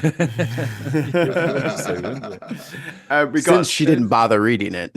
We got another 25 Polish zlotys from Samuso86. Thank you, sir. I think it's so. It's obvious where it's going. Rich people eat, poor people starve, because AI will take care of everything. But what do we do? I don't, because AI can't take care of farming. You know, we're not going to have fucking robots with the ability to fucking murder a child in a house doing the laundry. It's just not going to be. You might have a Roomba. But the thing is, Graham, it accelerates the process of taking human jobs away. And you could argue that some of those human jobs, that's fine, as long as there's a way of paying people, you know, universal basic income or something in recompense for the fact that their shitty job in Aldi has disappeared. Yeah, that's what they'll do. They'll share the profits. You don't know. But they're not going to do that. Right, okay. They're not going to do that unless we regulate, unless we do something. Email came along. We're going to build an economy. Email came along and they went, oh, fuck, no one's going to send each other letters anymore. So we'll get rid of all these people who go to people's houses and drop things through the letterbox. But then the internet came along and everyone went on Amazon and bought things, and now everything's delivered to people's houses, and now more people than ever before are employed putting things through people's letterboxes. I am the biggest proponent for the fact that I absolutely worked for a company that sold franking machines back in the 90s. Wow. And my dad used to have a franking machine.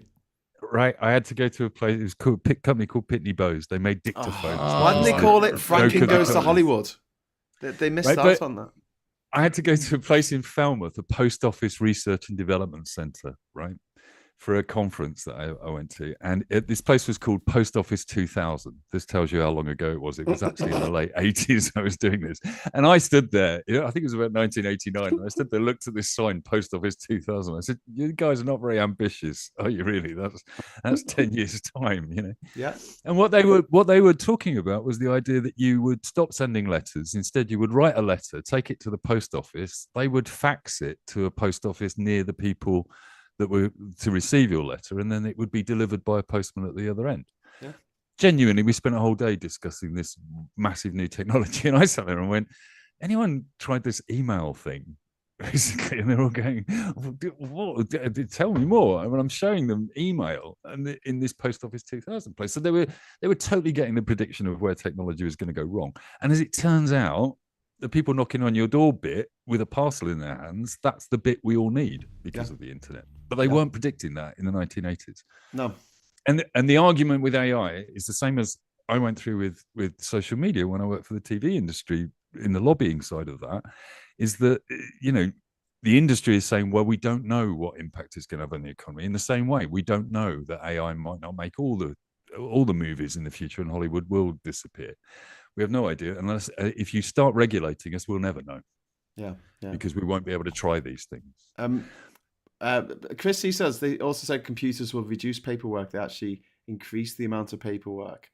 That's arguable because you used to be able to turn off. Now you finish your job at 5 o'clock and someone sends you an email, you got to fucking check it. Jeez, you're never off. You're always on call. I literally work in a paperless office.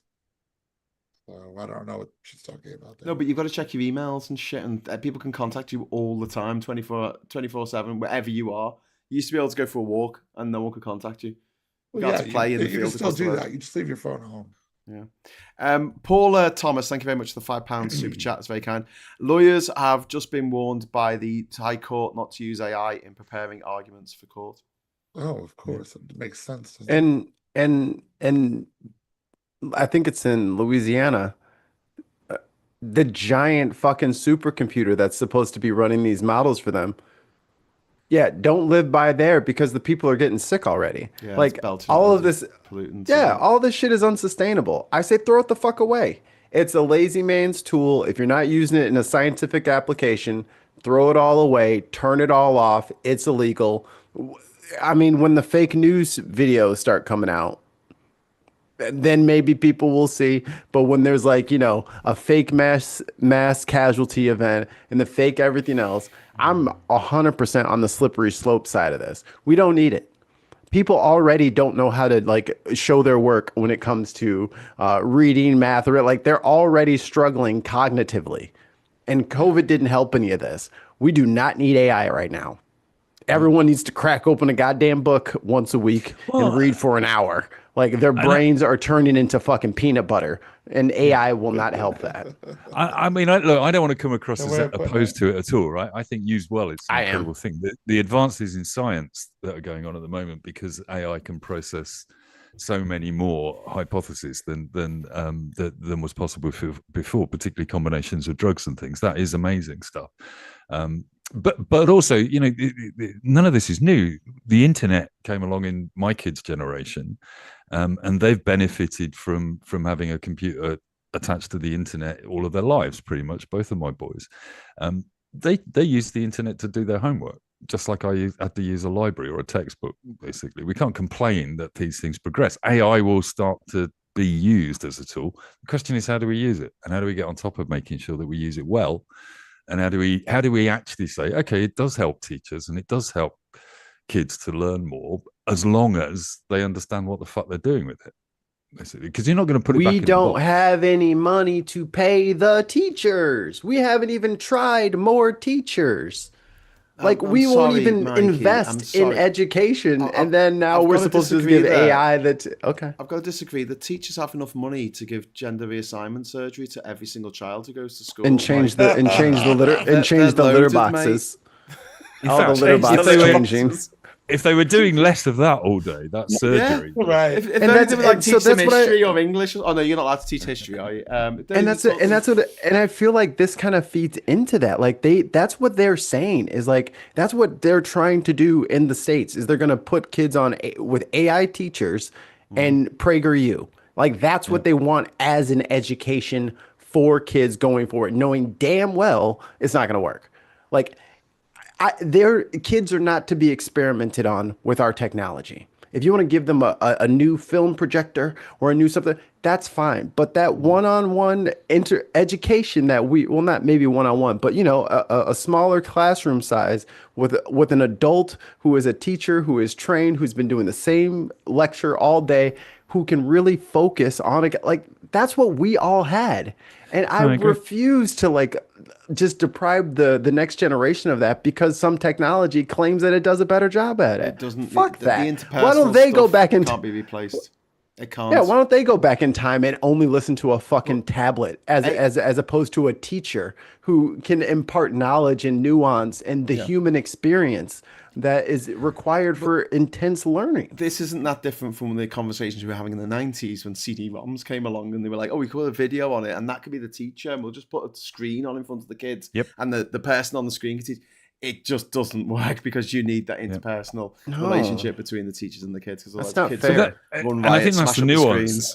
I think the trick is working out how do you use, like you have teachers' assistants in classrooms and things and volunteers. And it's about maybe you can use AI to augment teaching. Yeah, absolutely. You can make teaching a lot better efficient. by doing individual training for kids on their own levels, etc. But still with a teacher controlling all of that. And I think if only they had interesting and exciting.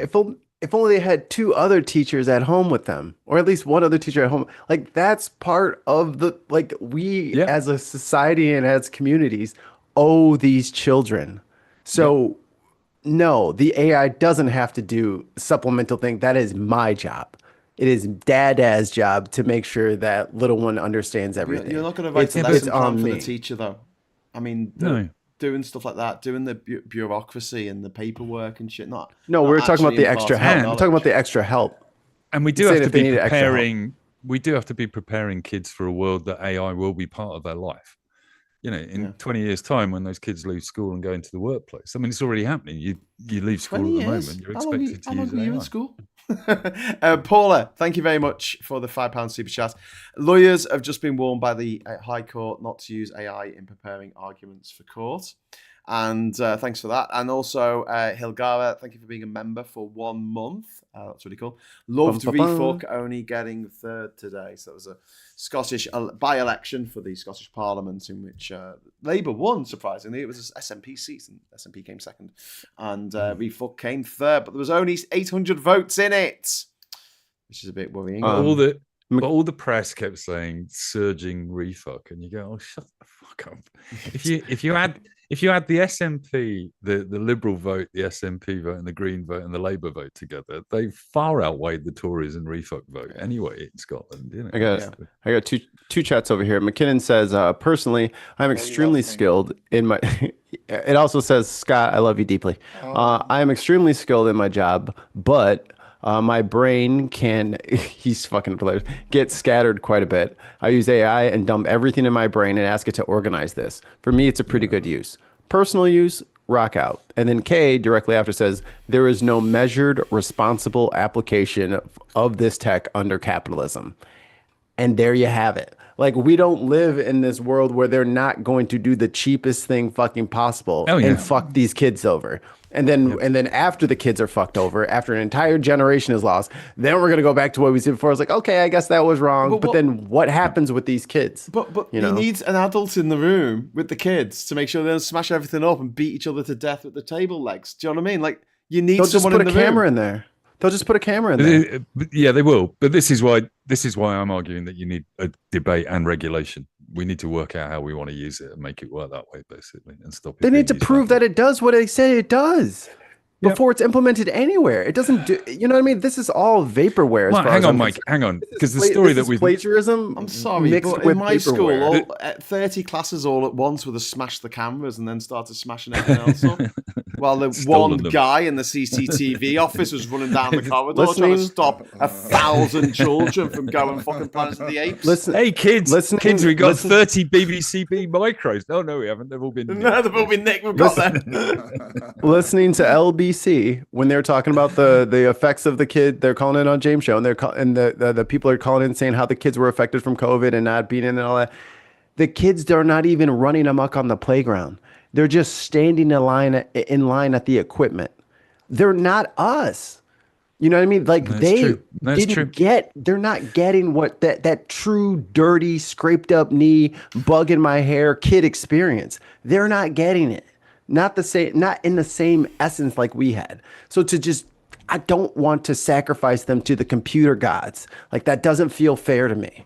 because we valued our education. It meant something to us, and we become these intelligent adults because of it. I'm speaking for all of us, but at least for me, my teachers were very instrumental into my continued learning after school. Yeah, absolutely. So I don't think that will change, Mikey. I don't think that will change, honestly. There's this crazy fucking story about a 7-year-old child was struck by a car in North Carolina, walking home 2 blocks with their brother, and they were at the shop with their mum, and they said, "Can we walk home?" And it was a 7-year-old and a 10-year-old. Let's walk 2 blocks, and they went, "Yeah, okay." And one of them stepped out into the road. They were hit by an elderly driver, and the parents are now in jail for neglect. Now, That's crazy. This seems bizarre to me from my generation. I was a little kid in the 80s, and So was I. we would just leave for hours. Our parents Would had go. some kind of idea where we were, but they didn't know. 8, 9 o'clock, after you have some cereal, you just go outside and go play. Yeah, and then you come dead back for dinner. animals weren't going to poke themselves. Those bushes weren't going to set themselves on fire. Hey, there's a dead fish over there, I think. You know, that tree was going to remain unclimbed. That's but yeah. disgusting. And the driver Who's going to of the rip Jeep, all the leaves off? the 76-year-old driver of the Jeep has not been charged. No. For That's reckless driving. That's nuts. Cars must be He's protected still at here. all This goes back costs. to the Liverpool incident, doesn't it, as well? Oh, that woman that did that kid, the American woman. No, the guy that drove the car through the crowd the other day in Right, Liverpool. that one, yes. And the charges are driving without due care and attention or something ridiculous, basically. Gotta protect They're the not. cars. You were given a large weapon full of petrol and you drove it at speed at people with intent to murder them. Well, there's a huge That's what he lobby that will did. protect that weapon against all comers. Exactly. Because they don't want That's that disgusting. to be a thing that so someone get banned for life for trashing 6 police cars in a massive police chase that ended on the motorway, and it turned out they had no license, they had no insurance, it wasn't their fucking car. 3 years ban. What? Banned for Which 3 they're going to years. ignore anyway, aren't Not they? a 'Cause they lifetime were ban. anyway. Not a lifetime ban, because they might want to buy a car, and the car companies like people buying cars. The oil companies like buying people's cars and people buying cars, and obviously they have a lot of sway over our politicians and lawmakers on if he'd gone out with a samurai fucking sword and smashed up 6 police cars, he would have gone in for a lot longer. Yeah, or a because he tank. did it with a car. He did it with a tank. If he did it with a tank, You'd definitely get into be trouble. But yeah, driving a tank without due care and attention. This story about these parents being done for neglect, because obviously this week as well there was they were searching for any remains of Madeleine McCann, who was a toddler who went missing in 2007. You're gonna trigger me. Prior to us in Sorry, Scott. in Portugal. I'm triggered because I think it's the biggest waste of money that could be happening right now. We complain about police officers not going all Trump. We complain about police officers not attending people, not attending crimes. But we're going to pump loads and loads of money into a missing girl who's been gone for 18 years. Yeah. Because it's so She's fucking dead. unusual. Huh? Because it's so unusual. And the person who did it will probably do it again. So yeah, I'd spend all the money you can, find the fucker who did it and put them behind bars so they don't do it again. Otherwise, another little girl will go missing and die. The reason why it was such a huge case was because it just hardly ever happens. Thankfully. What, little girls are not kidnapped? Yeah. No, not as often as the press would have you believe. There was only 581 murders in England and Wales last year. 581. That's it. Half a fucking school. By murderers. The idea that we go outside and everyone's out to get us, it's bullshit made up by the right-wing press to fucking sell Netflix series or stuff so we don't go out and do stuff. But this is it. I grew up in a whole stranger danger. Watch out, there's going to be a man on the street in a van and he'll kidnap you and it'll be puppies and chocolates, and then the puppies will eat the chocolate. There'll be shit everywhere, and you'll never walk straight again. And like that never happened. What happened was children were abused by scout leaders, by priests, by their own fucking stepfathers and fathers and uncles in their own fucking homes. 90% of them. And we didn't go after that because, it's a family matter. It's a family matter. And it's like, when these things happen, I think we should come down on them like a ton of bricks. But don't think that it's dead common. It's not. It's really not. Yeah, well, they charge the parents. They charge those parents with to let the child rest. Well, then they can't, Scott. Why? Sorry to interrupt, Mikey.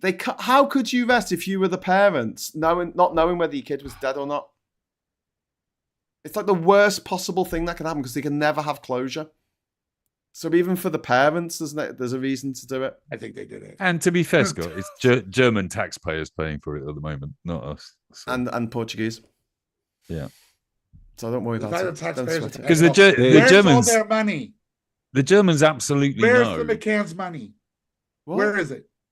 What do you mean? Where is it? They raised millions and millions and millions of pounds when she went missing. Millions. They paid for private detectives for years, for lawyers, and they still couldn't find anything about it. No, listen, I don't know if they're perfect human beings. I'm just cynical about the whole thing. I understand, but the problem with this story is that everyone, like in this case, they're trying to blame the parents as much as anything else for it. There should be some blame on the parents. I think they blame themselves every single day of their lives because the little girl has gone. There's no such thing as a perfect human and a perfect parent to have your child stolen. It's like saying you have to live some kind of perfect existence. The reason why I mentioned it is because leaving your kids in the hotel room and going down and having lunch dinner across the way on holiday, that was fairly normal for the kids of my generation. Something that parents would do. Well, until Maddie disappeared. Actually. Yeah, and then it's suddenly, the most irresponsible parents of all time. How dare they leave them in the hotel room? Yeah, I honestly have never heard of anything like that. What, you never heard of parents leaving their kids? When I was a kid, not at night. We were not left at night. We were never left at night. Like my mom had to work, so I was what you would call a latchkey kid. So you walked home from school on your own, yeah, and let yourself into the house. Yes, but at night I was never left alone. And so now, how old were you when you were a latchkey kid? How old were you when you were coming home? I started being a latchkey kid. I think it was about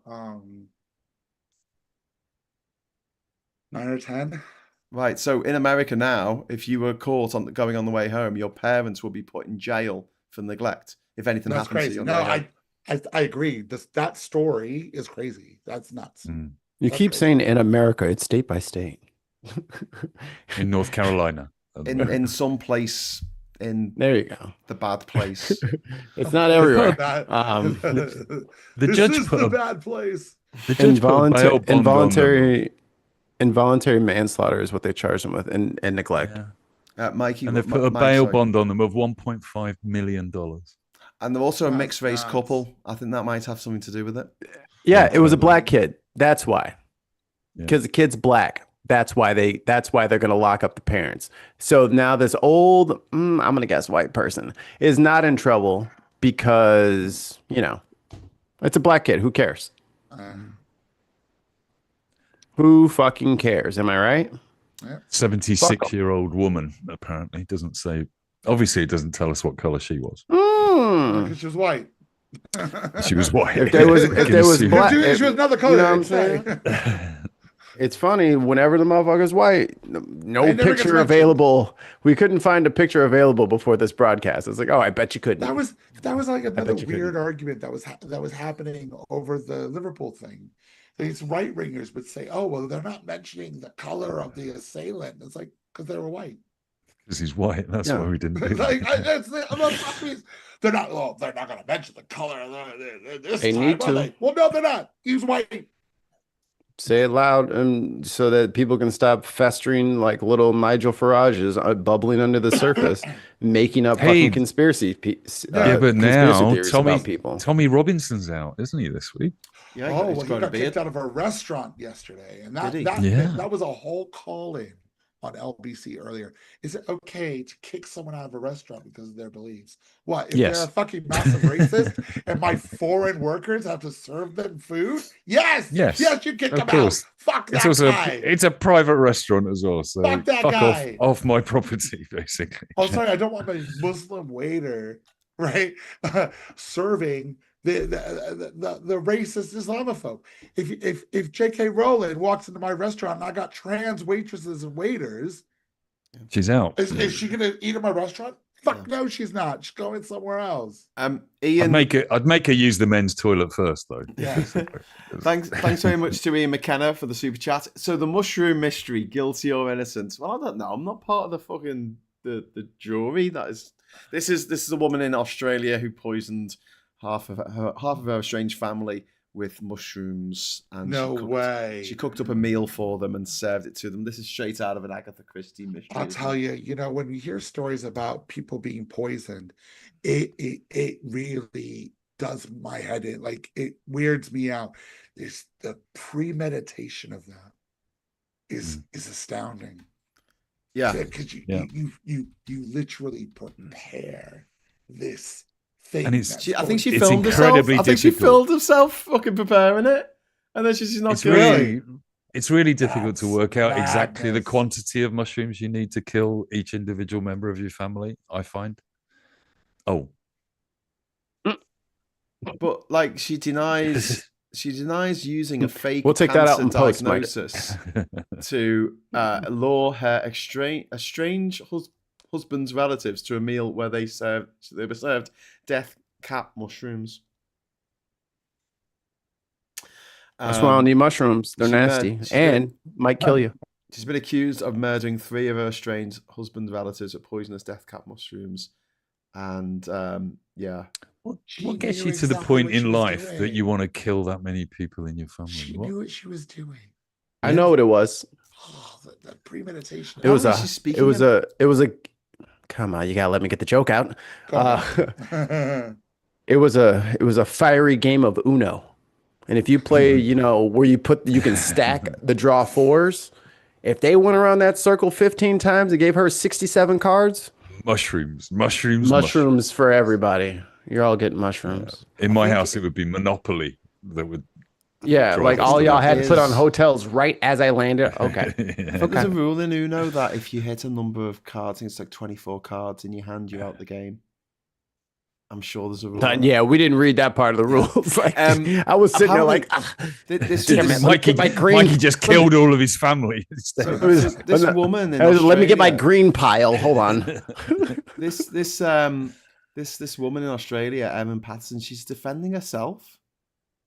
That's a great idea. And she said that she accidentally included foraged mushrooms into the food that she served. She's accidentally going to be in jail forever. It's not an accident. We accidentally found you guilty. Did she eat any of it? No. She did. She wasn't hungry. She did. She had to puke. She made herself sick, like in Breaking Bad. So she knew what was going to happen. Oh, she pulled the Gustavo Fring. She did. Where he sat there, he drank the tequila with everybody, and then he very meticulously took off the jacket, folded it, undid his tie, sat it on the side, and puked the goddamn poison out as fast as violently as possible. Do you know what, though? If you're inviting your ex-husband's relatives around for dinner, would you just accidentally go, you know what, I might put some of those mushrooms in? Oopsie daisy. Like, of all the things you could serve them, the mushrooms, I believe they could be toxic and deadly. I mean, Yeah. Oopsie daisy. I'll eat something out of a can, please. Yeah. Something sealed, por favor, or on the grill. Look, all things being equal, if it was like a mum and she was married and she had 2 kids and the husband had died and the kids had died and she was distraught and she nearly died, she was on a fucking ICU for fucking 6 weeks or something, having her stomach pumped. Yeah, okay, maybe she made a mistake, but fuck off. Just like she told them that she had cancer, which she doesn't, in order to get them to come round for a meal, and then she served them up death on a plate. So yeah, literally that. Is she guilty or innocent? I don't want to guilty. Disrupt the case, but it looks like it's pretty obvious. Ridiculous. Come on.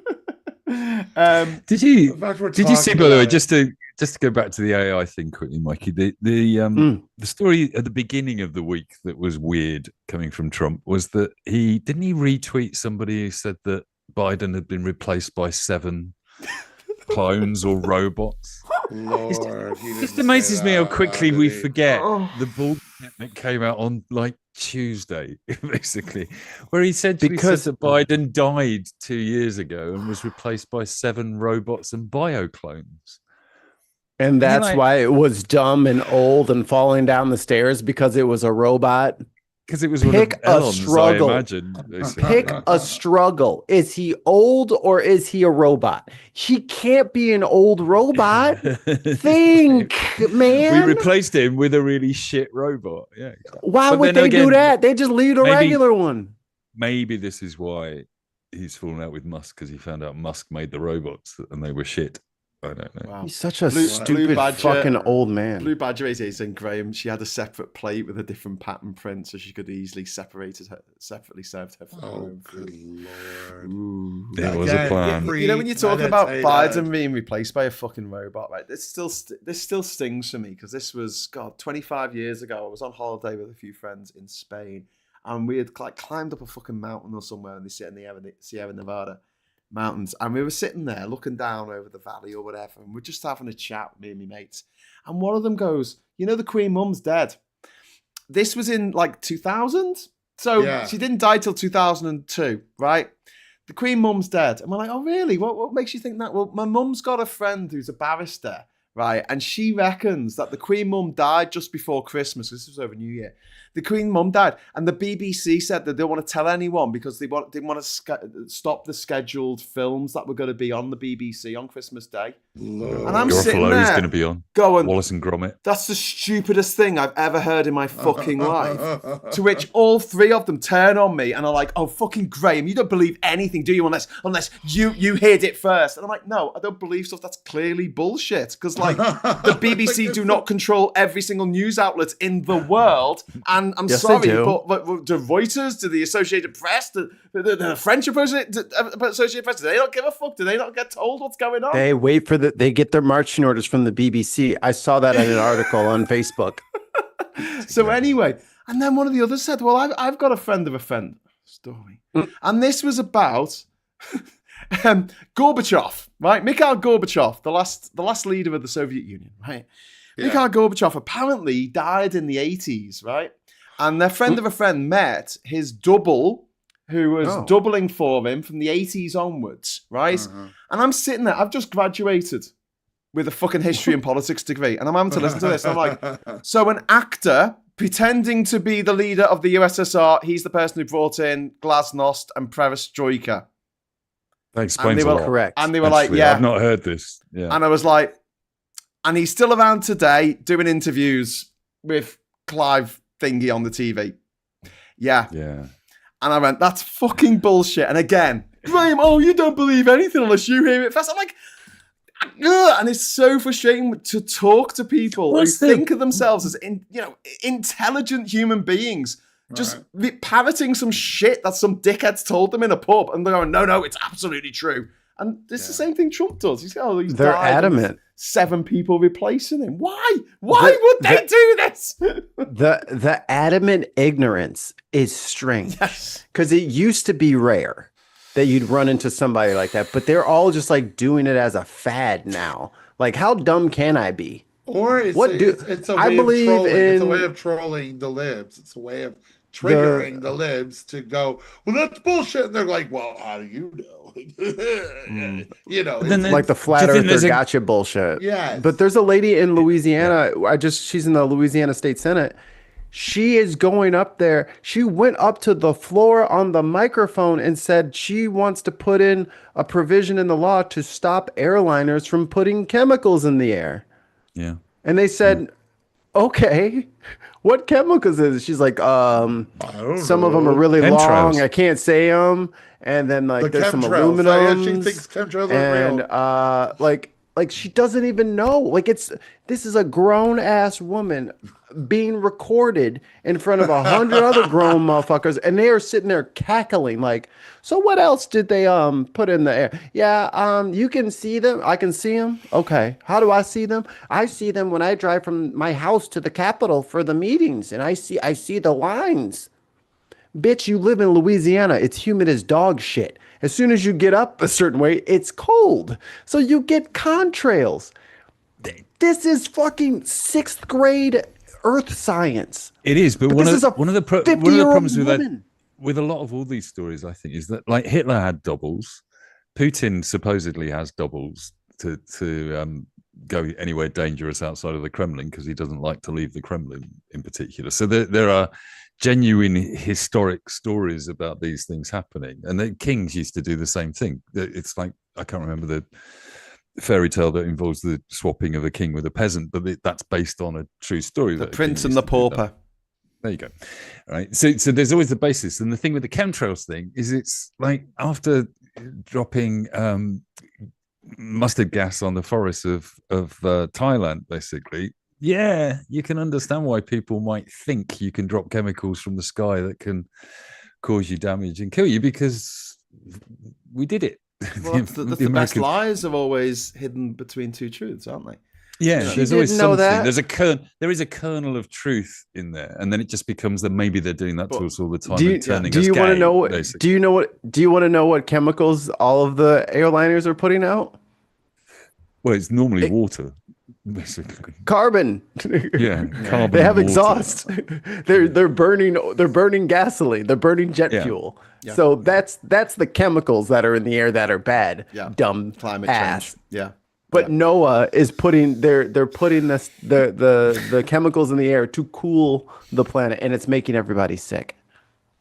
Obviously, It's like on a cold day here in England when you breathe out and you get like vapor. You see the No, that's a Chemtrail. chemtrail. It's a chemtrail. That's a coming out of your chemtrail. mouth. Or when the little kids have the pencil outside of school and they Actually, it's pretend your, to smoke the pencil. It's your soul. It's your spirit. It's your ghost coming out. And Your essence. Your essence. Shit, I'm losing my essence on a cold day because that's what happens on a cold day.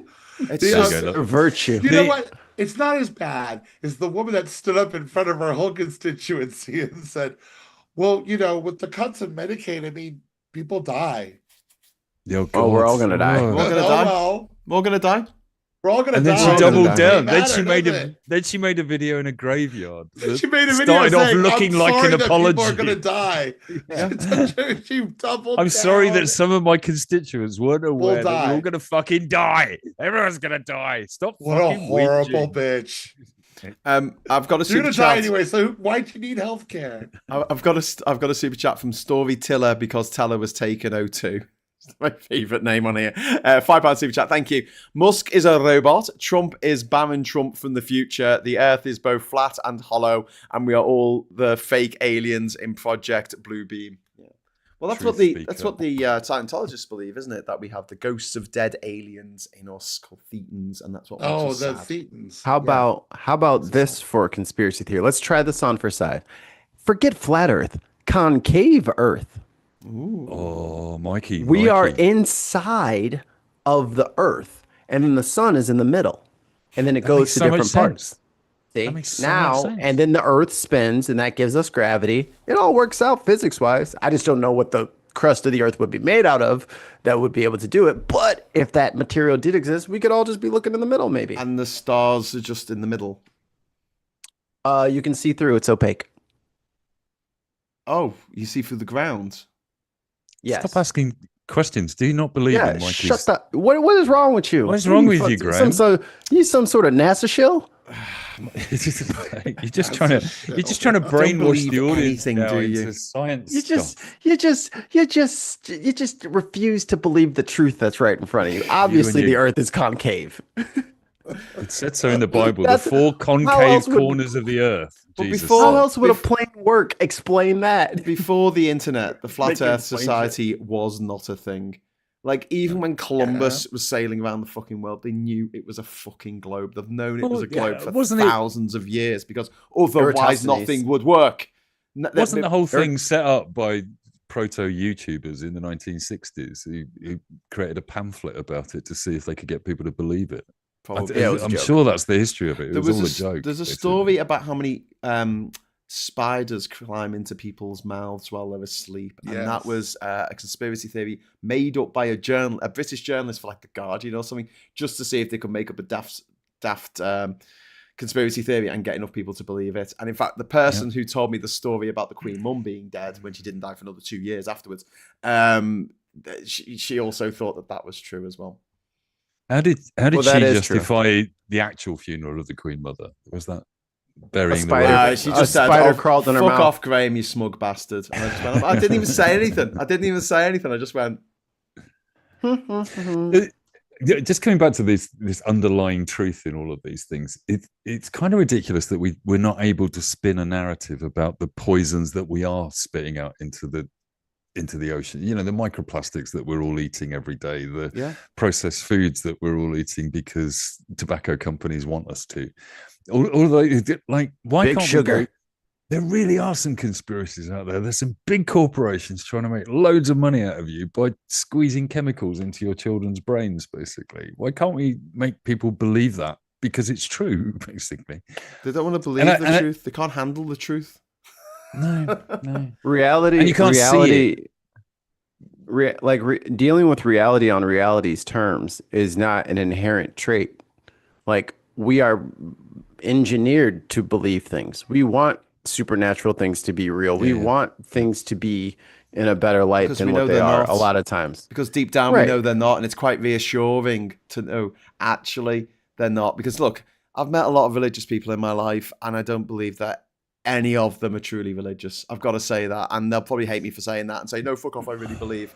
But the reality is, if there was a real Christian out there who really, really believed the stuff they read in the Bible, one, they'll be tremendously confused because there's a lot of conflicting things it says in the Bible. But two, they would live their life in a very, very different way. Very true. They still wear seatbelts. Yeah. Well, sometimes they wear seatbelts. Sometimes I actually know people that believe that wearing seatbelt is more detrimental. Yes, than wearing one. Those people don't last long. This happened, Scott. You're right. When they brought in laws to make seatbelt wearing compulsory, there were people who kicked back against it. In the US, there's places where you'd have to wear a fucking crash helmet when you're riding a motorbike, which is the maddest thing in the world. I think America's like the only country apart from, I don't know, Uganda, where people ride push bikes in this country without wearing a helmet. They think that it's more detrimental to wear a helmet. You can actually get more injured by wearing a helmet if you crash off a push bike than you do by not wearing a helmet. Your likelihood of getting into an accident is apparently less if you don't wear a helmet. This is what people believe. This is it's not what you believe. Not what you believe. Just to be clear. Basically. No, I don't believe that. Oh, thank God for that. I was going to say, what the fuck have you been smoking? The mic cut out for a second. And I was like... I had a whole debate about it on my Facebook once because I was like, why don't cyclists wear helmets? And there were people literally arguing with me saying it is more dangerous and statistically more likely for you to not get in an accident without a helmet on because drivers will be more careful around you. Bullshit. Yeah, sure. That's what Bullshit. I was like, you are deluded. You're absolutely deluded. We've got hire bikes, whatever they're called. I don't want to call them Boris bikes, but that's what they ended up with the name of, didn't they? Lime bikes and things around here. Bikes, in Brighton, they're barrel bikes, but there's no helmets with them. No. All right, so, tourists get on these things. They've not ridden a bike in years. They just wobble around all of our streets and whatever and fall off and hurt their heads. It's like riding a bike. Oh. Yeah. Jenny Robinson has dropped a £5 super chat in the fund. Thank you so much, Jenny. Check out Jimmy Kimmel, Down the Rabbit Hole. You'll be amazed at the truth. Laughing face. It's weird. It's a weird world that we live in where people believe what Jimmy Kimmel used to be one of my favorite nighttime people because he always had the good bands on. He started getting more post-hardcore, Senses Fail was on there, and I was like, yo, cool. Oh, he's got good music. Taking Back Sunday. And I was like, all right. I like you, Jimmy. Good stuff. So has anyone got any more stories before we wrap up from the week that we haven't sort of reported on? Any mad shit? Have you seen there's this, you heard about this curry house that's been forced to close because it smells of curry? What? I wish I was making this up. I mean, you may as well because it's. Tell me, fine. I gotta know about this now. Cinnamon's restaurant in Wheatley, Oxfordshire. It's been operated for over 20 years. When there was a complaint made to South Oxfordshire District Council about the curry odours emanating from the restaurant in 2021. So environmental health officers visited, upheld the complaint, and they had to spend £35,000 putting in a new extractor fan to combat the odour. However, another complaint was made, and the Curry house was served with an abatement notice, which deemed the cinema's new ventilation system to be defective and unable to afford the cost of a new system, which would be in the region of £50,000. They were taken to court and forced to pay a £25,000 fine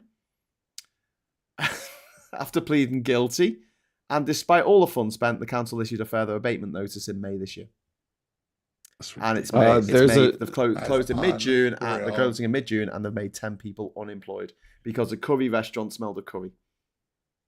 They abandoned a ship out in the ocean. Thank you, Billy, for letting me know about this.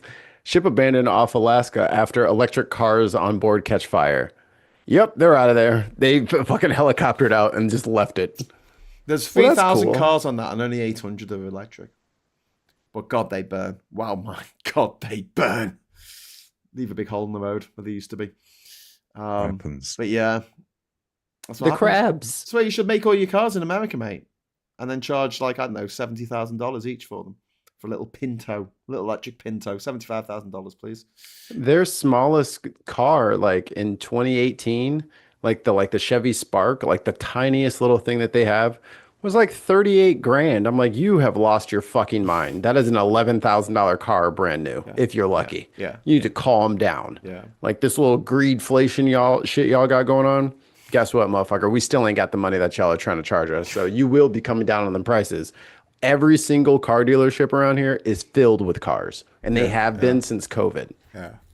Really? We've got another super chat come in from Samusuth86. Thank you very much to you for the 10 Polish zloty. That's quite exciting. All these people keep paying you in zlotys. Dip me in chocolate and throw me to the slotties. There's a country that's converting to the euro, and there was a fight in Parliament this week. Did anyone see this? Bulgaria, I think. Fucking fight in Parliament. I love that. Like a proper punch up in Parliament over whether they should adopt the euro or not. Hey, I'm voting for the dude who won the fight.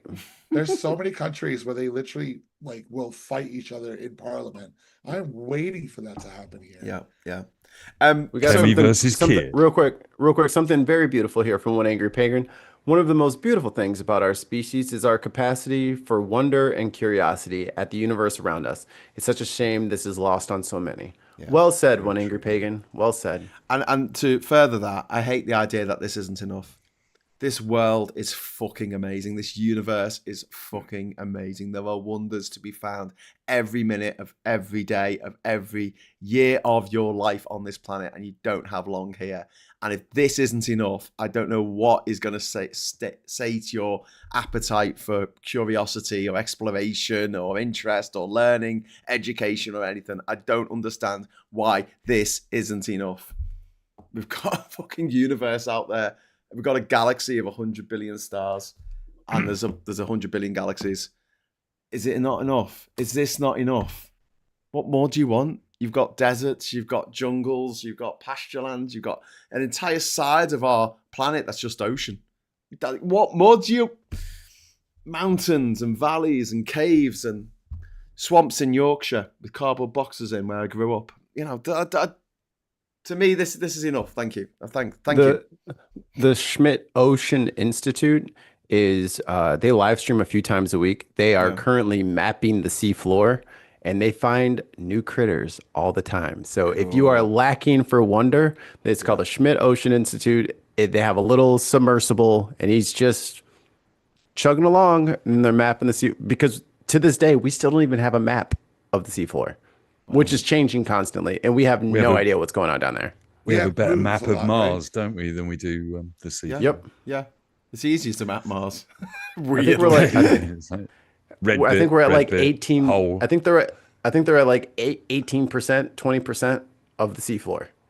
Do you know what though? With these cuts that Trump's bringing in for NASA, like a lot of these explorations and these projects that go on for 20, 30 years, they're going to be just cut. They're going to be stopped. Like these probes they've put out to Io, to Europa, to Mars, they're just going to be stopped. Enceladus. Yeah.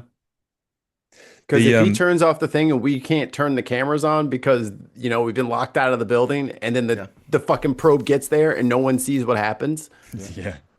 Well, that'll be the moment that we discover alien life, won't it? There'll be a little... There's fucking fish down there. Just we just don't turn even off fucking all the see satellites. Europa is Mars. the best candidate for alien life by a mile. Yeah. There could be little sluggies. I want to see sluggies. I want to see Titan's alien life. Yeah. Swimming around in gasoline, pools of gasoline, basically. Yeah, the methane lakes. Yeah. Lakes in what, like a waterfall of methane.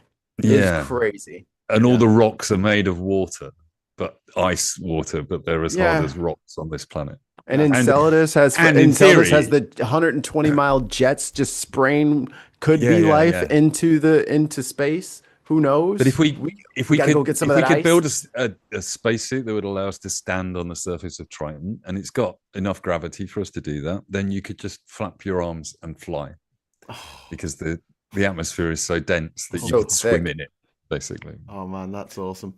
Storyteller. I will be Goku. Storyteller.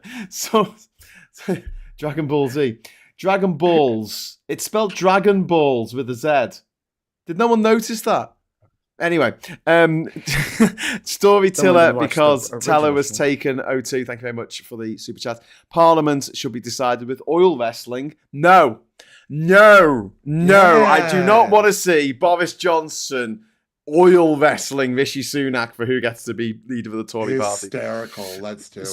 Scott, do you have Blue Sky or Twitter? McKinnon's asking for it. I do have Blue Sky, yeah. He's asking for your handle in the chat. TGA 1976 on Blue Sky. So if you could just type that in the chat. Yeah, sure. Thank you. I could actually, if I'm being very It's your boyfriend, you type it. I already got him on Blue Sky. I asked him for nudes earlier. Then send them on Blue Sky. Try to, DM at least. Oh, the Ben podcast has a Blue Sky if you guys want to follow it. I'll make it a bit bigger for people so they can see it. It's TGA 1976. There you go. Scott, I've got your name up on the screen. Oh, cheers, mate. I'm putting it in there anyway. We had another one. Nice. We had another super chat from Samusu, another 10 Polish krona. Gren Men on the Moon, VP off, gone bust. What you read? What? I don't know, mate. It's too late. It's too late to be doing cryptic crossword. It appears to have paid you in Polish and written it in Polish as well. Yeah, excellent. Good stuff.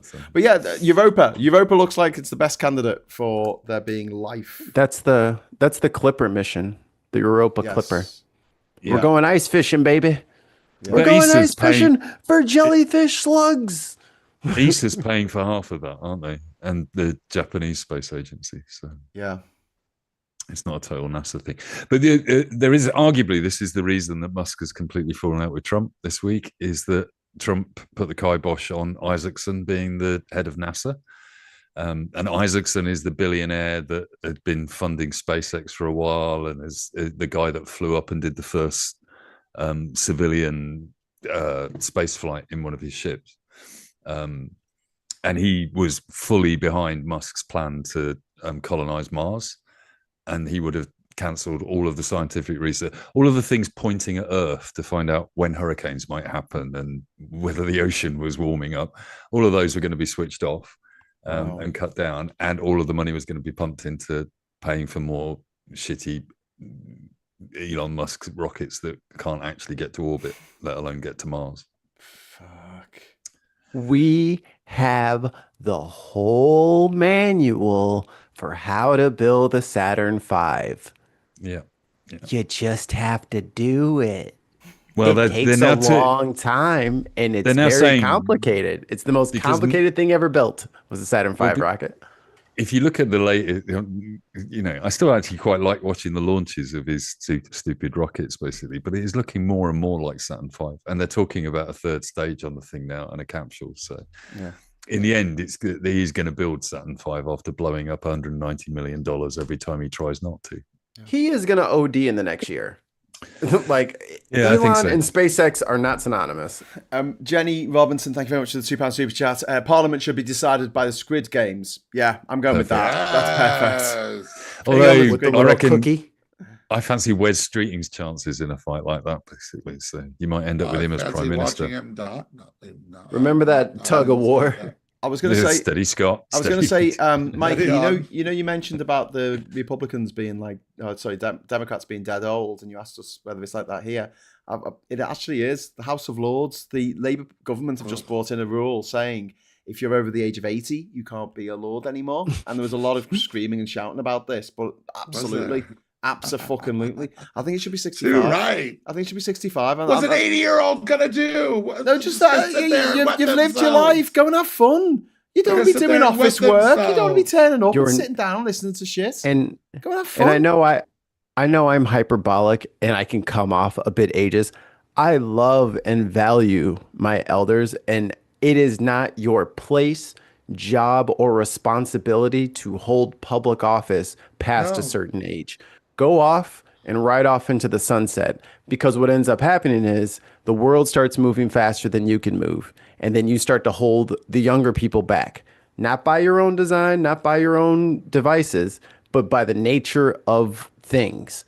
Chuck Schumer is not agile enough on his feet to be in the position that he is. And he's a very bright young man at 70 something, but it's even at his best, you can't do it. And this is the most important. Hold on, last sentence. Sorry. The most important part about leadership is knowing when to step down. Yeah, and this is what's happened here. The young people in this country truly struggle financially because 14 years of looking after old people. Because Tories are old. Yeah. Absolutely. We got another super chat come in. Trump doesn't want us meeting extraterrestrials. Thank you, George. And I just want to say, I agree with that. And obviously, I've got a little thing that says not all boomers. But I completely appreciate that once you're of a certain age, you're right. You're holding people back, and also you're hogging the position for anyone else. Because it's dead man's boots. There's only 650 seats in Parliament. 600 of them are taken by people who are like 100 years old.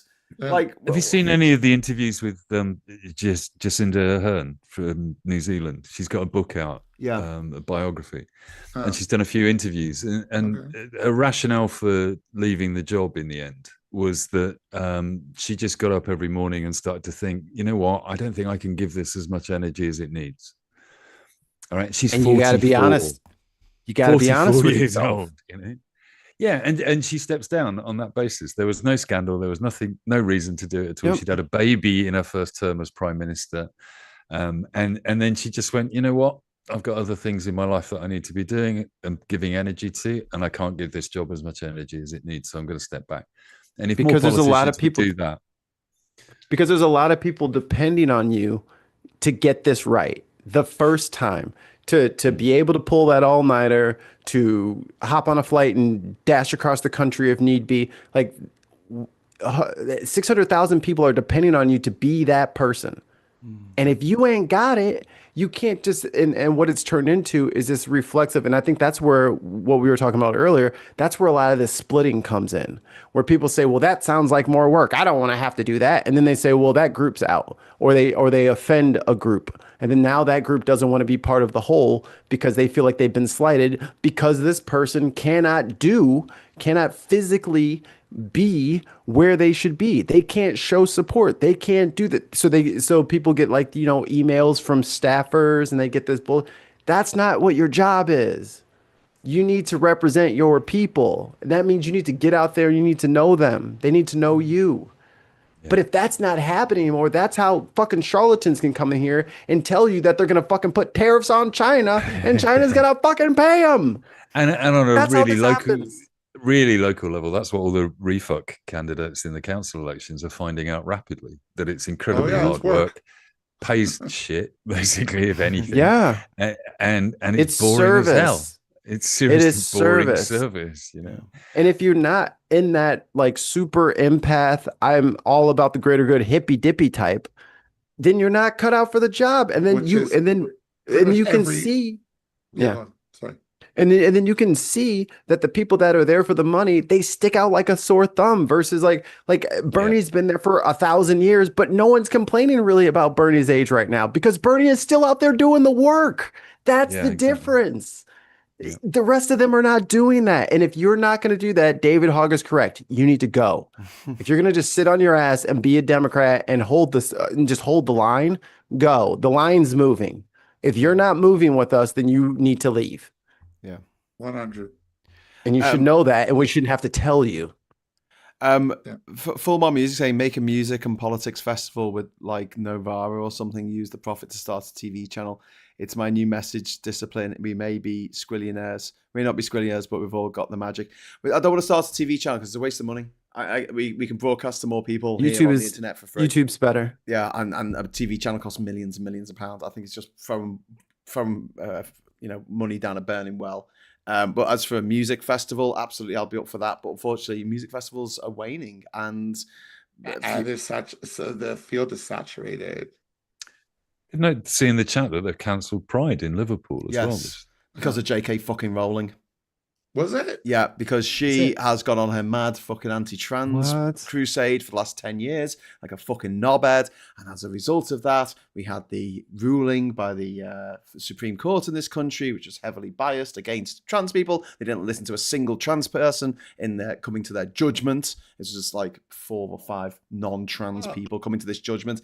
And Barclays Bank said, okay, well, this is the new guidance from the Equalities and Human Rights Commission, which was given by a fucking transphobe in Baroness Faulkner. And as a result of that, Barclays said, no, we're going to continue on with what they want, and we're going to stop trans people from using the toilet that they want to use. As a result of that, the people who run Pride in Liverpool said, well, we can't have Barclays sponsoring our Pride event. And as a result of that, there's no fucking Pride in fucking Liverpool next fucking month because of fucking JK fucking Rowling. So yeah, any gays or lesbians out there or bisexuals who are a bit anti-trans, can you go fuck yourselves? Because you've just have a parade. Have a parade in front of her house. She lives up in Scotland. She doesn't live in Liverpool. Safe to say, Brighton's Pride. Everybody ride up. She's got a moat. She's got a fucking moat. Pride is the biggest pride in the country. Exactly, it's untouchable. It's untouchable. The stars they command now. Who's playing this year? I don't know. Actually, I haven't checked. I'm going to Manchester Pride. If anyone wants to come to Manchester Pride, I'm going to be there. I could just step out my door and go to Brighton Pride. That's going to be easies. They just legalized fully automatic silenced weapons. I will not be going to anything. Has that just happened now? No thanks. What? Has that just happened now? What? Which part? They've just legalized fully automatic silenced weapons. Yeah, they took all the restrictions off of them. They took restrictions off of. Has that just happened today? No, this was like last month. Oh right, okay, that's all right then. So I thought I missed something. Oh well. You probably talked about it already. But yeah, so suppressors, which are illegal for obvious reasons. What reasons? Well, if you're using your gun for self-defense, what the fuck do you need a suppressor for? Well, if you're using a gun for self-defense, why do you need a gun that can fire like 60 bullets in a minute? Well, because the bad guy might have a gun that fires 65 bullets a minute. Oh, okay. So yeah. Mariah Carey is headlining Brighton Pride. Fuck yeah. Mariah Carey. Get in. I mean, to be honest, it peaked for me when it was Kylie. I was there for Kylie and Britney. There you go. But they got everyone. Fatboy Slim, Sugar Babes. Fatboy lives here. Fatboy lives here in heaven. Yeah. He runs a cafe in Hove. Yeah, Loreen. We've got Ollie Alexander playing in Manchester. Yeah, that's nothing. That's not Mariah Carey, is it? Bright is the one. Andy Bell. Hearing protection. Case says suppressors are for hearing protection. Yeah, you don't want the gun, blowing out your eardrums, right? There you go. That's why you have silence. Freaking assassins. It's quite the lineup. It's quite the lineup. When it comes to, pop and all the gayness or whatever, it's quite the lineup. Billy Porter's on. We got Billy Porter. That's cool. Didn't know Gok One sang, but Oh, Gukwan's on the Brighton Pride list as well. He's at every Pride. He's getting every. Does something, he's got a season ticket. Yeah, he's got a free pass to every Pride. Natalie Imbruglia is playing Brighton Pride. Really? And so is Will Young. What day is Natalie? The sugar. What day is playing? What day is Natalie playing? I'll tell you. I saw her a couple of years ago in Durham Cathedral. She did a gig at Durham Cathedral. I've still got my Access All Areas pass. I had an Access All Areas pass to Natalie Imbruglia. I'd love to get a time machine and give me that pass in the 90s. Excellent. Then I am going to Pride. That's good. Cool. Sunday is Fatboy Slim, Sugar Babes, Will Young, Natalie Imbruglia. Gentlemen, cool your engines. It is past midnight. I think it's time to call it a night. What say ye? All right. I think that seems fair. Yeah? Yeah. I mean, we could go on all night if you want. I'm losing my voice. Yeah, so Scott, someone said that you sound like you've been smoking 100 a day. Well, yeah, I haven't smoked in 3 years. Just cough, clear your throat. Sorry, you guys over on the bin side, you probably... These are little tablets of hell. They're black. They're gross. What do they do? What do they do? They're supposed to help with my throat. What's wrong with your throat? I don't fucking know. It's been like this for weeks. Oh shit! Do you have acid reflux? Yeah, or that's what it is. I was gonna say a really bad joke there. I don't know what it is. I had a friend. Can I be a grown up in the room, Scott? I suggest that you go to a GP. Have you been about it? I went to Boots this week. Would you do me a favor and go to your GP? Get an appointment. I'll do it this week.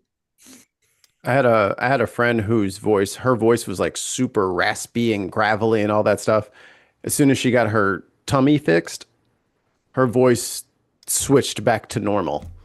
Really? It was very strange. Like she had such bad acid reflux and they developing an ulcer, and it was like hitting her voice box. So if you've been having bad acid reflux, and that's for all y'all. Do you think it's the Manjaro? Yeah. A side effect. Don't know what you said. You're whispering and your mic is already quiet. I am on one of the Ozempic, oh, okay. Are you? Manjaro. Yeah. I've lost 93 stone. I'm really surprised you guys haven't noticed. Here we go. Of course we noticed. We just didn't want to say anything. Sorry. About 50 pounds I've lost. Wow. Dang it. Jesus. Well done, sir. So why would you want to call it a stone? Do you get that on the NHS, or do you have to pay for it on a private subscription? I pay for it privately. It's really expensive. Yeah. Really expensive. But what I pay for, I save on food. Yeah, good point. Paula in the chat, thank you very much. And the BMA have called that Supreme Court decision biologically illiterate. You put literate, but I think you mean illiterate because that's what they said.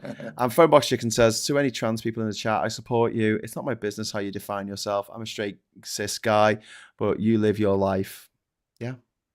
Everyone just live your life. As long as you're not hurting anybody. Who are you hurting? JK fucking Rowling. She's the richest fucking author in the world. She doesn't even use public restrooms. Yeah. Like she doesn't have to take a piss. She's ever been to a public restroom in the last 10 years. She's never had to take a piss in a Popeyes, has she?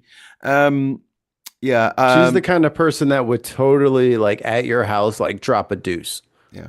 Like, everyone's over, we're all having dinner, everything's nice. Where's your powder room? And then she'd go in there and she just drops a log, stinks up the whole downstairs. Yeah. Just pure hatred coming out of her back end. Yeah. That's me. I'll do that.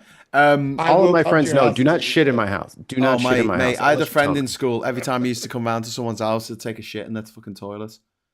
We end up using his surname as a synonym for, like, someone who did that. That was our term for someone who did that. I won't embarrass him by saying in case he's watching. Scott. I won't get into my current symptoms. If you, Scott, he popped up in the chat. It was me. Super Tiny in the chat is saying, no wonder you have heartburn. It's a very good point. If you're not eating as much as you were, your stomach's going to be making more acid. Because I find that if I haven't eaten in a day, like, I get really bad acid reflux by the end of the day. If I'm not I know that's kind of like a pain that comes up your I haven't got that. It doesn't have to come up though. but I have no pain. I don't feel that acid reflux. I know what that is. Usually I get that when I've eaten too much. Oh, sorry. I thought when Mike said, have you got acid reflux, you said, yeah. Oh, I'm sorry, Mike. No, I don't. No. Okay. No, he didn't. Yeah, okay, no, sorry. didn't. I misheard you. Scott, it's my fault. I apologize. I just want Scott to, I want That's me Scott to little go to a animation. GP. Yeah. Just because it's gone on for gone on for more than a week. I was wrong and I accept responsibility. Scott, get your ass to a GP, mate. I'll do it this week. And then also, just so that we can an update next week. Yeah. Tell us so we can rub it in Mikey's face and say, and that was free. That cost you nothing. Why Scott, does that help him to hurt me? How does your because that's how the world sounding works. like a Tory over there, Mike? Sounding like a Tory. Hang on. Scott, how do you get in touch with your GP? How do you get an appointment? Do you have to wait till like 8 o'clock in the morning and then you have to all ring at once, or you have to do that? Ring and then okay, so ring up beforehand and make sure you know what the recorded message sounds like. Make sure you've got a countdown timer on your internet, right? So at exactly the time it goes on, and press the button on your phone 2 seconds before, and you'll get through, and you'll be first in the queue. You know what, guys? My GP is really good. I've been very fortunate. Yeah. No, you live in the south, mate. You live near London. There's loads of people from other countries in the queue ahead of you. I read it in the mail.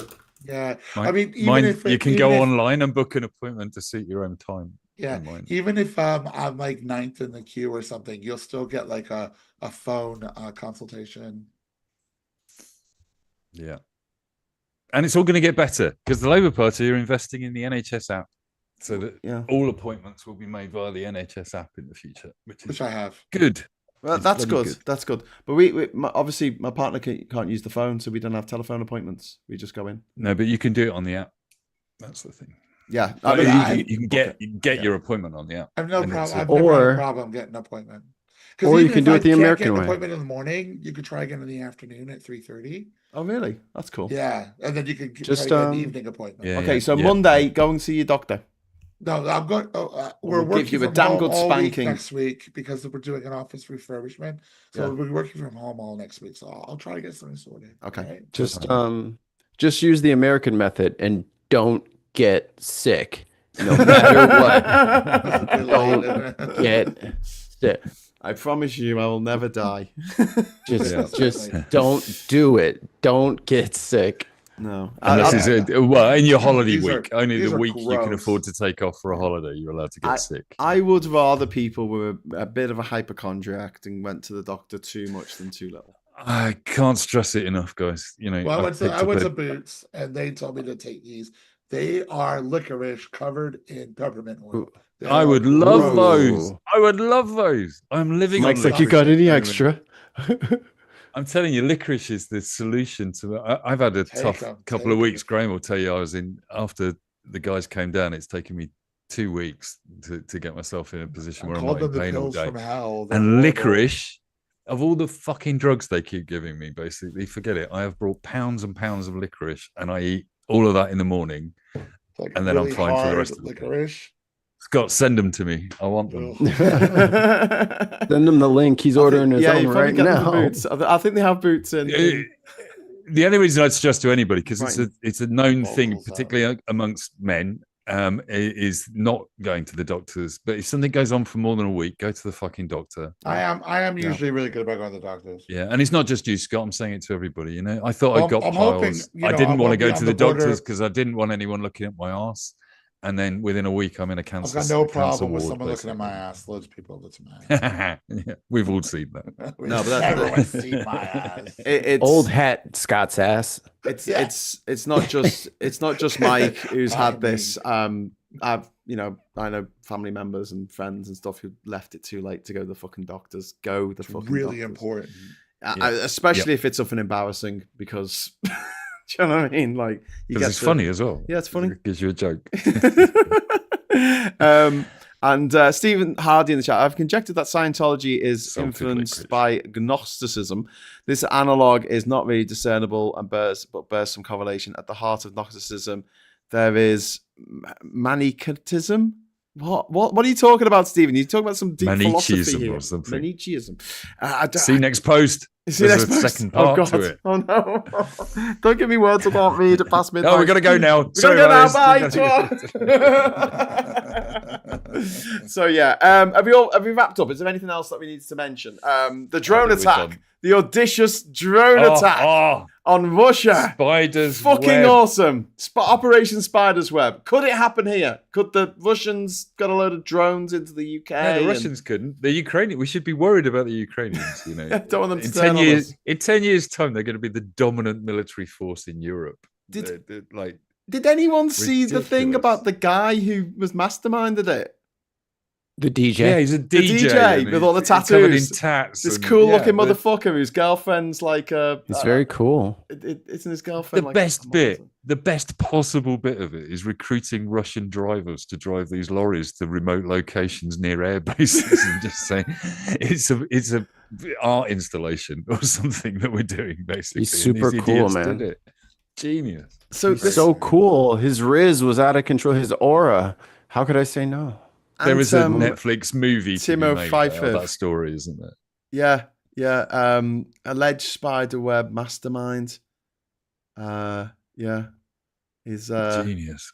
A genius. The only problem is you can't really do it twice easily, can you? Russia's going to be inspecting every lorry in the country now for the next 6 months, aren't they? So. Well, that's why you send it. They're going to be paid to do that, but are they actually going to do it? Probably not. Yeah, exactly. You know, this is the thing that you have a very, very corrupt country.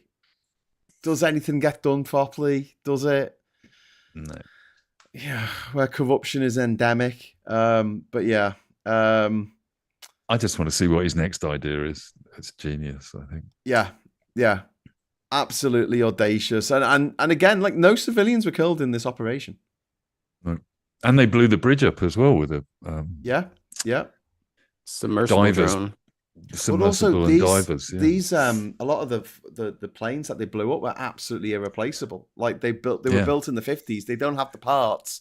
They don't have the spare parts. They don't have the production line or anything. They can't make more of these things. I'm sure Trump will send them some. Don't worry about it. Yeah. And some of them were nuclear bombers. Some of them were capable of dropping nuclear bombs. Yeah, they reckon they've taken out 5% of the capability, haven't they, of dropping nuclear weapons? Not that any of their nuclear weapons still work. But yeah. Artem, this guy's name was. The real life Q. Do pay attention, 007. That's my lunch. So dude, what a dude. And he's a Ukrainian. And he worked as an entrepreneur before setting up this very audacious attack. There is if nobody's written the Netflix movie, we should quickly write it on AI and pitch it, I think. AI, you can't write for shit though. It's bad. It's so bad. Yeah, but Netflix just used their AI to read it, so it doesn't matter, does it? Yeah. I don't know if it's just a me thing. It's just like AI almost feels like a slur. It's like anti-human to me now. Yeah. Every time I hear it, I'm just like, ugh. I think you're right. I think we'll judge it quite differently in the future.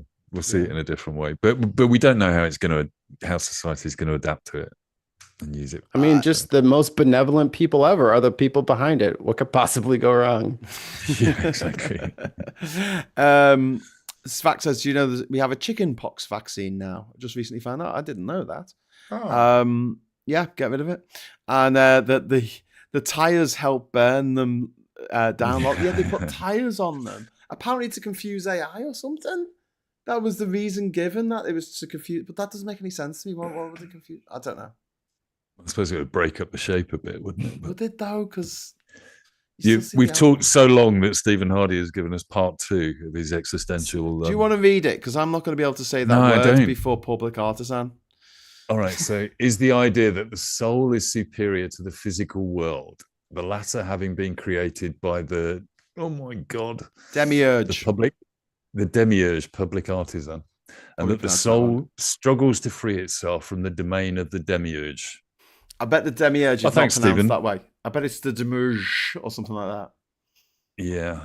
Simply Secular Dave in the chat is reminding everyone, don't miss DaveCon 2025 for Davids, and Dave enthusiasts. Try the new Dave simulator.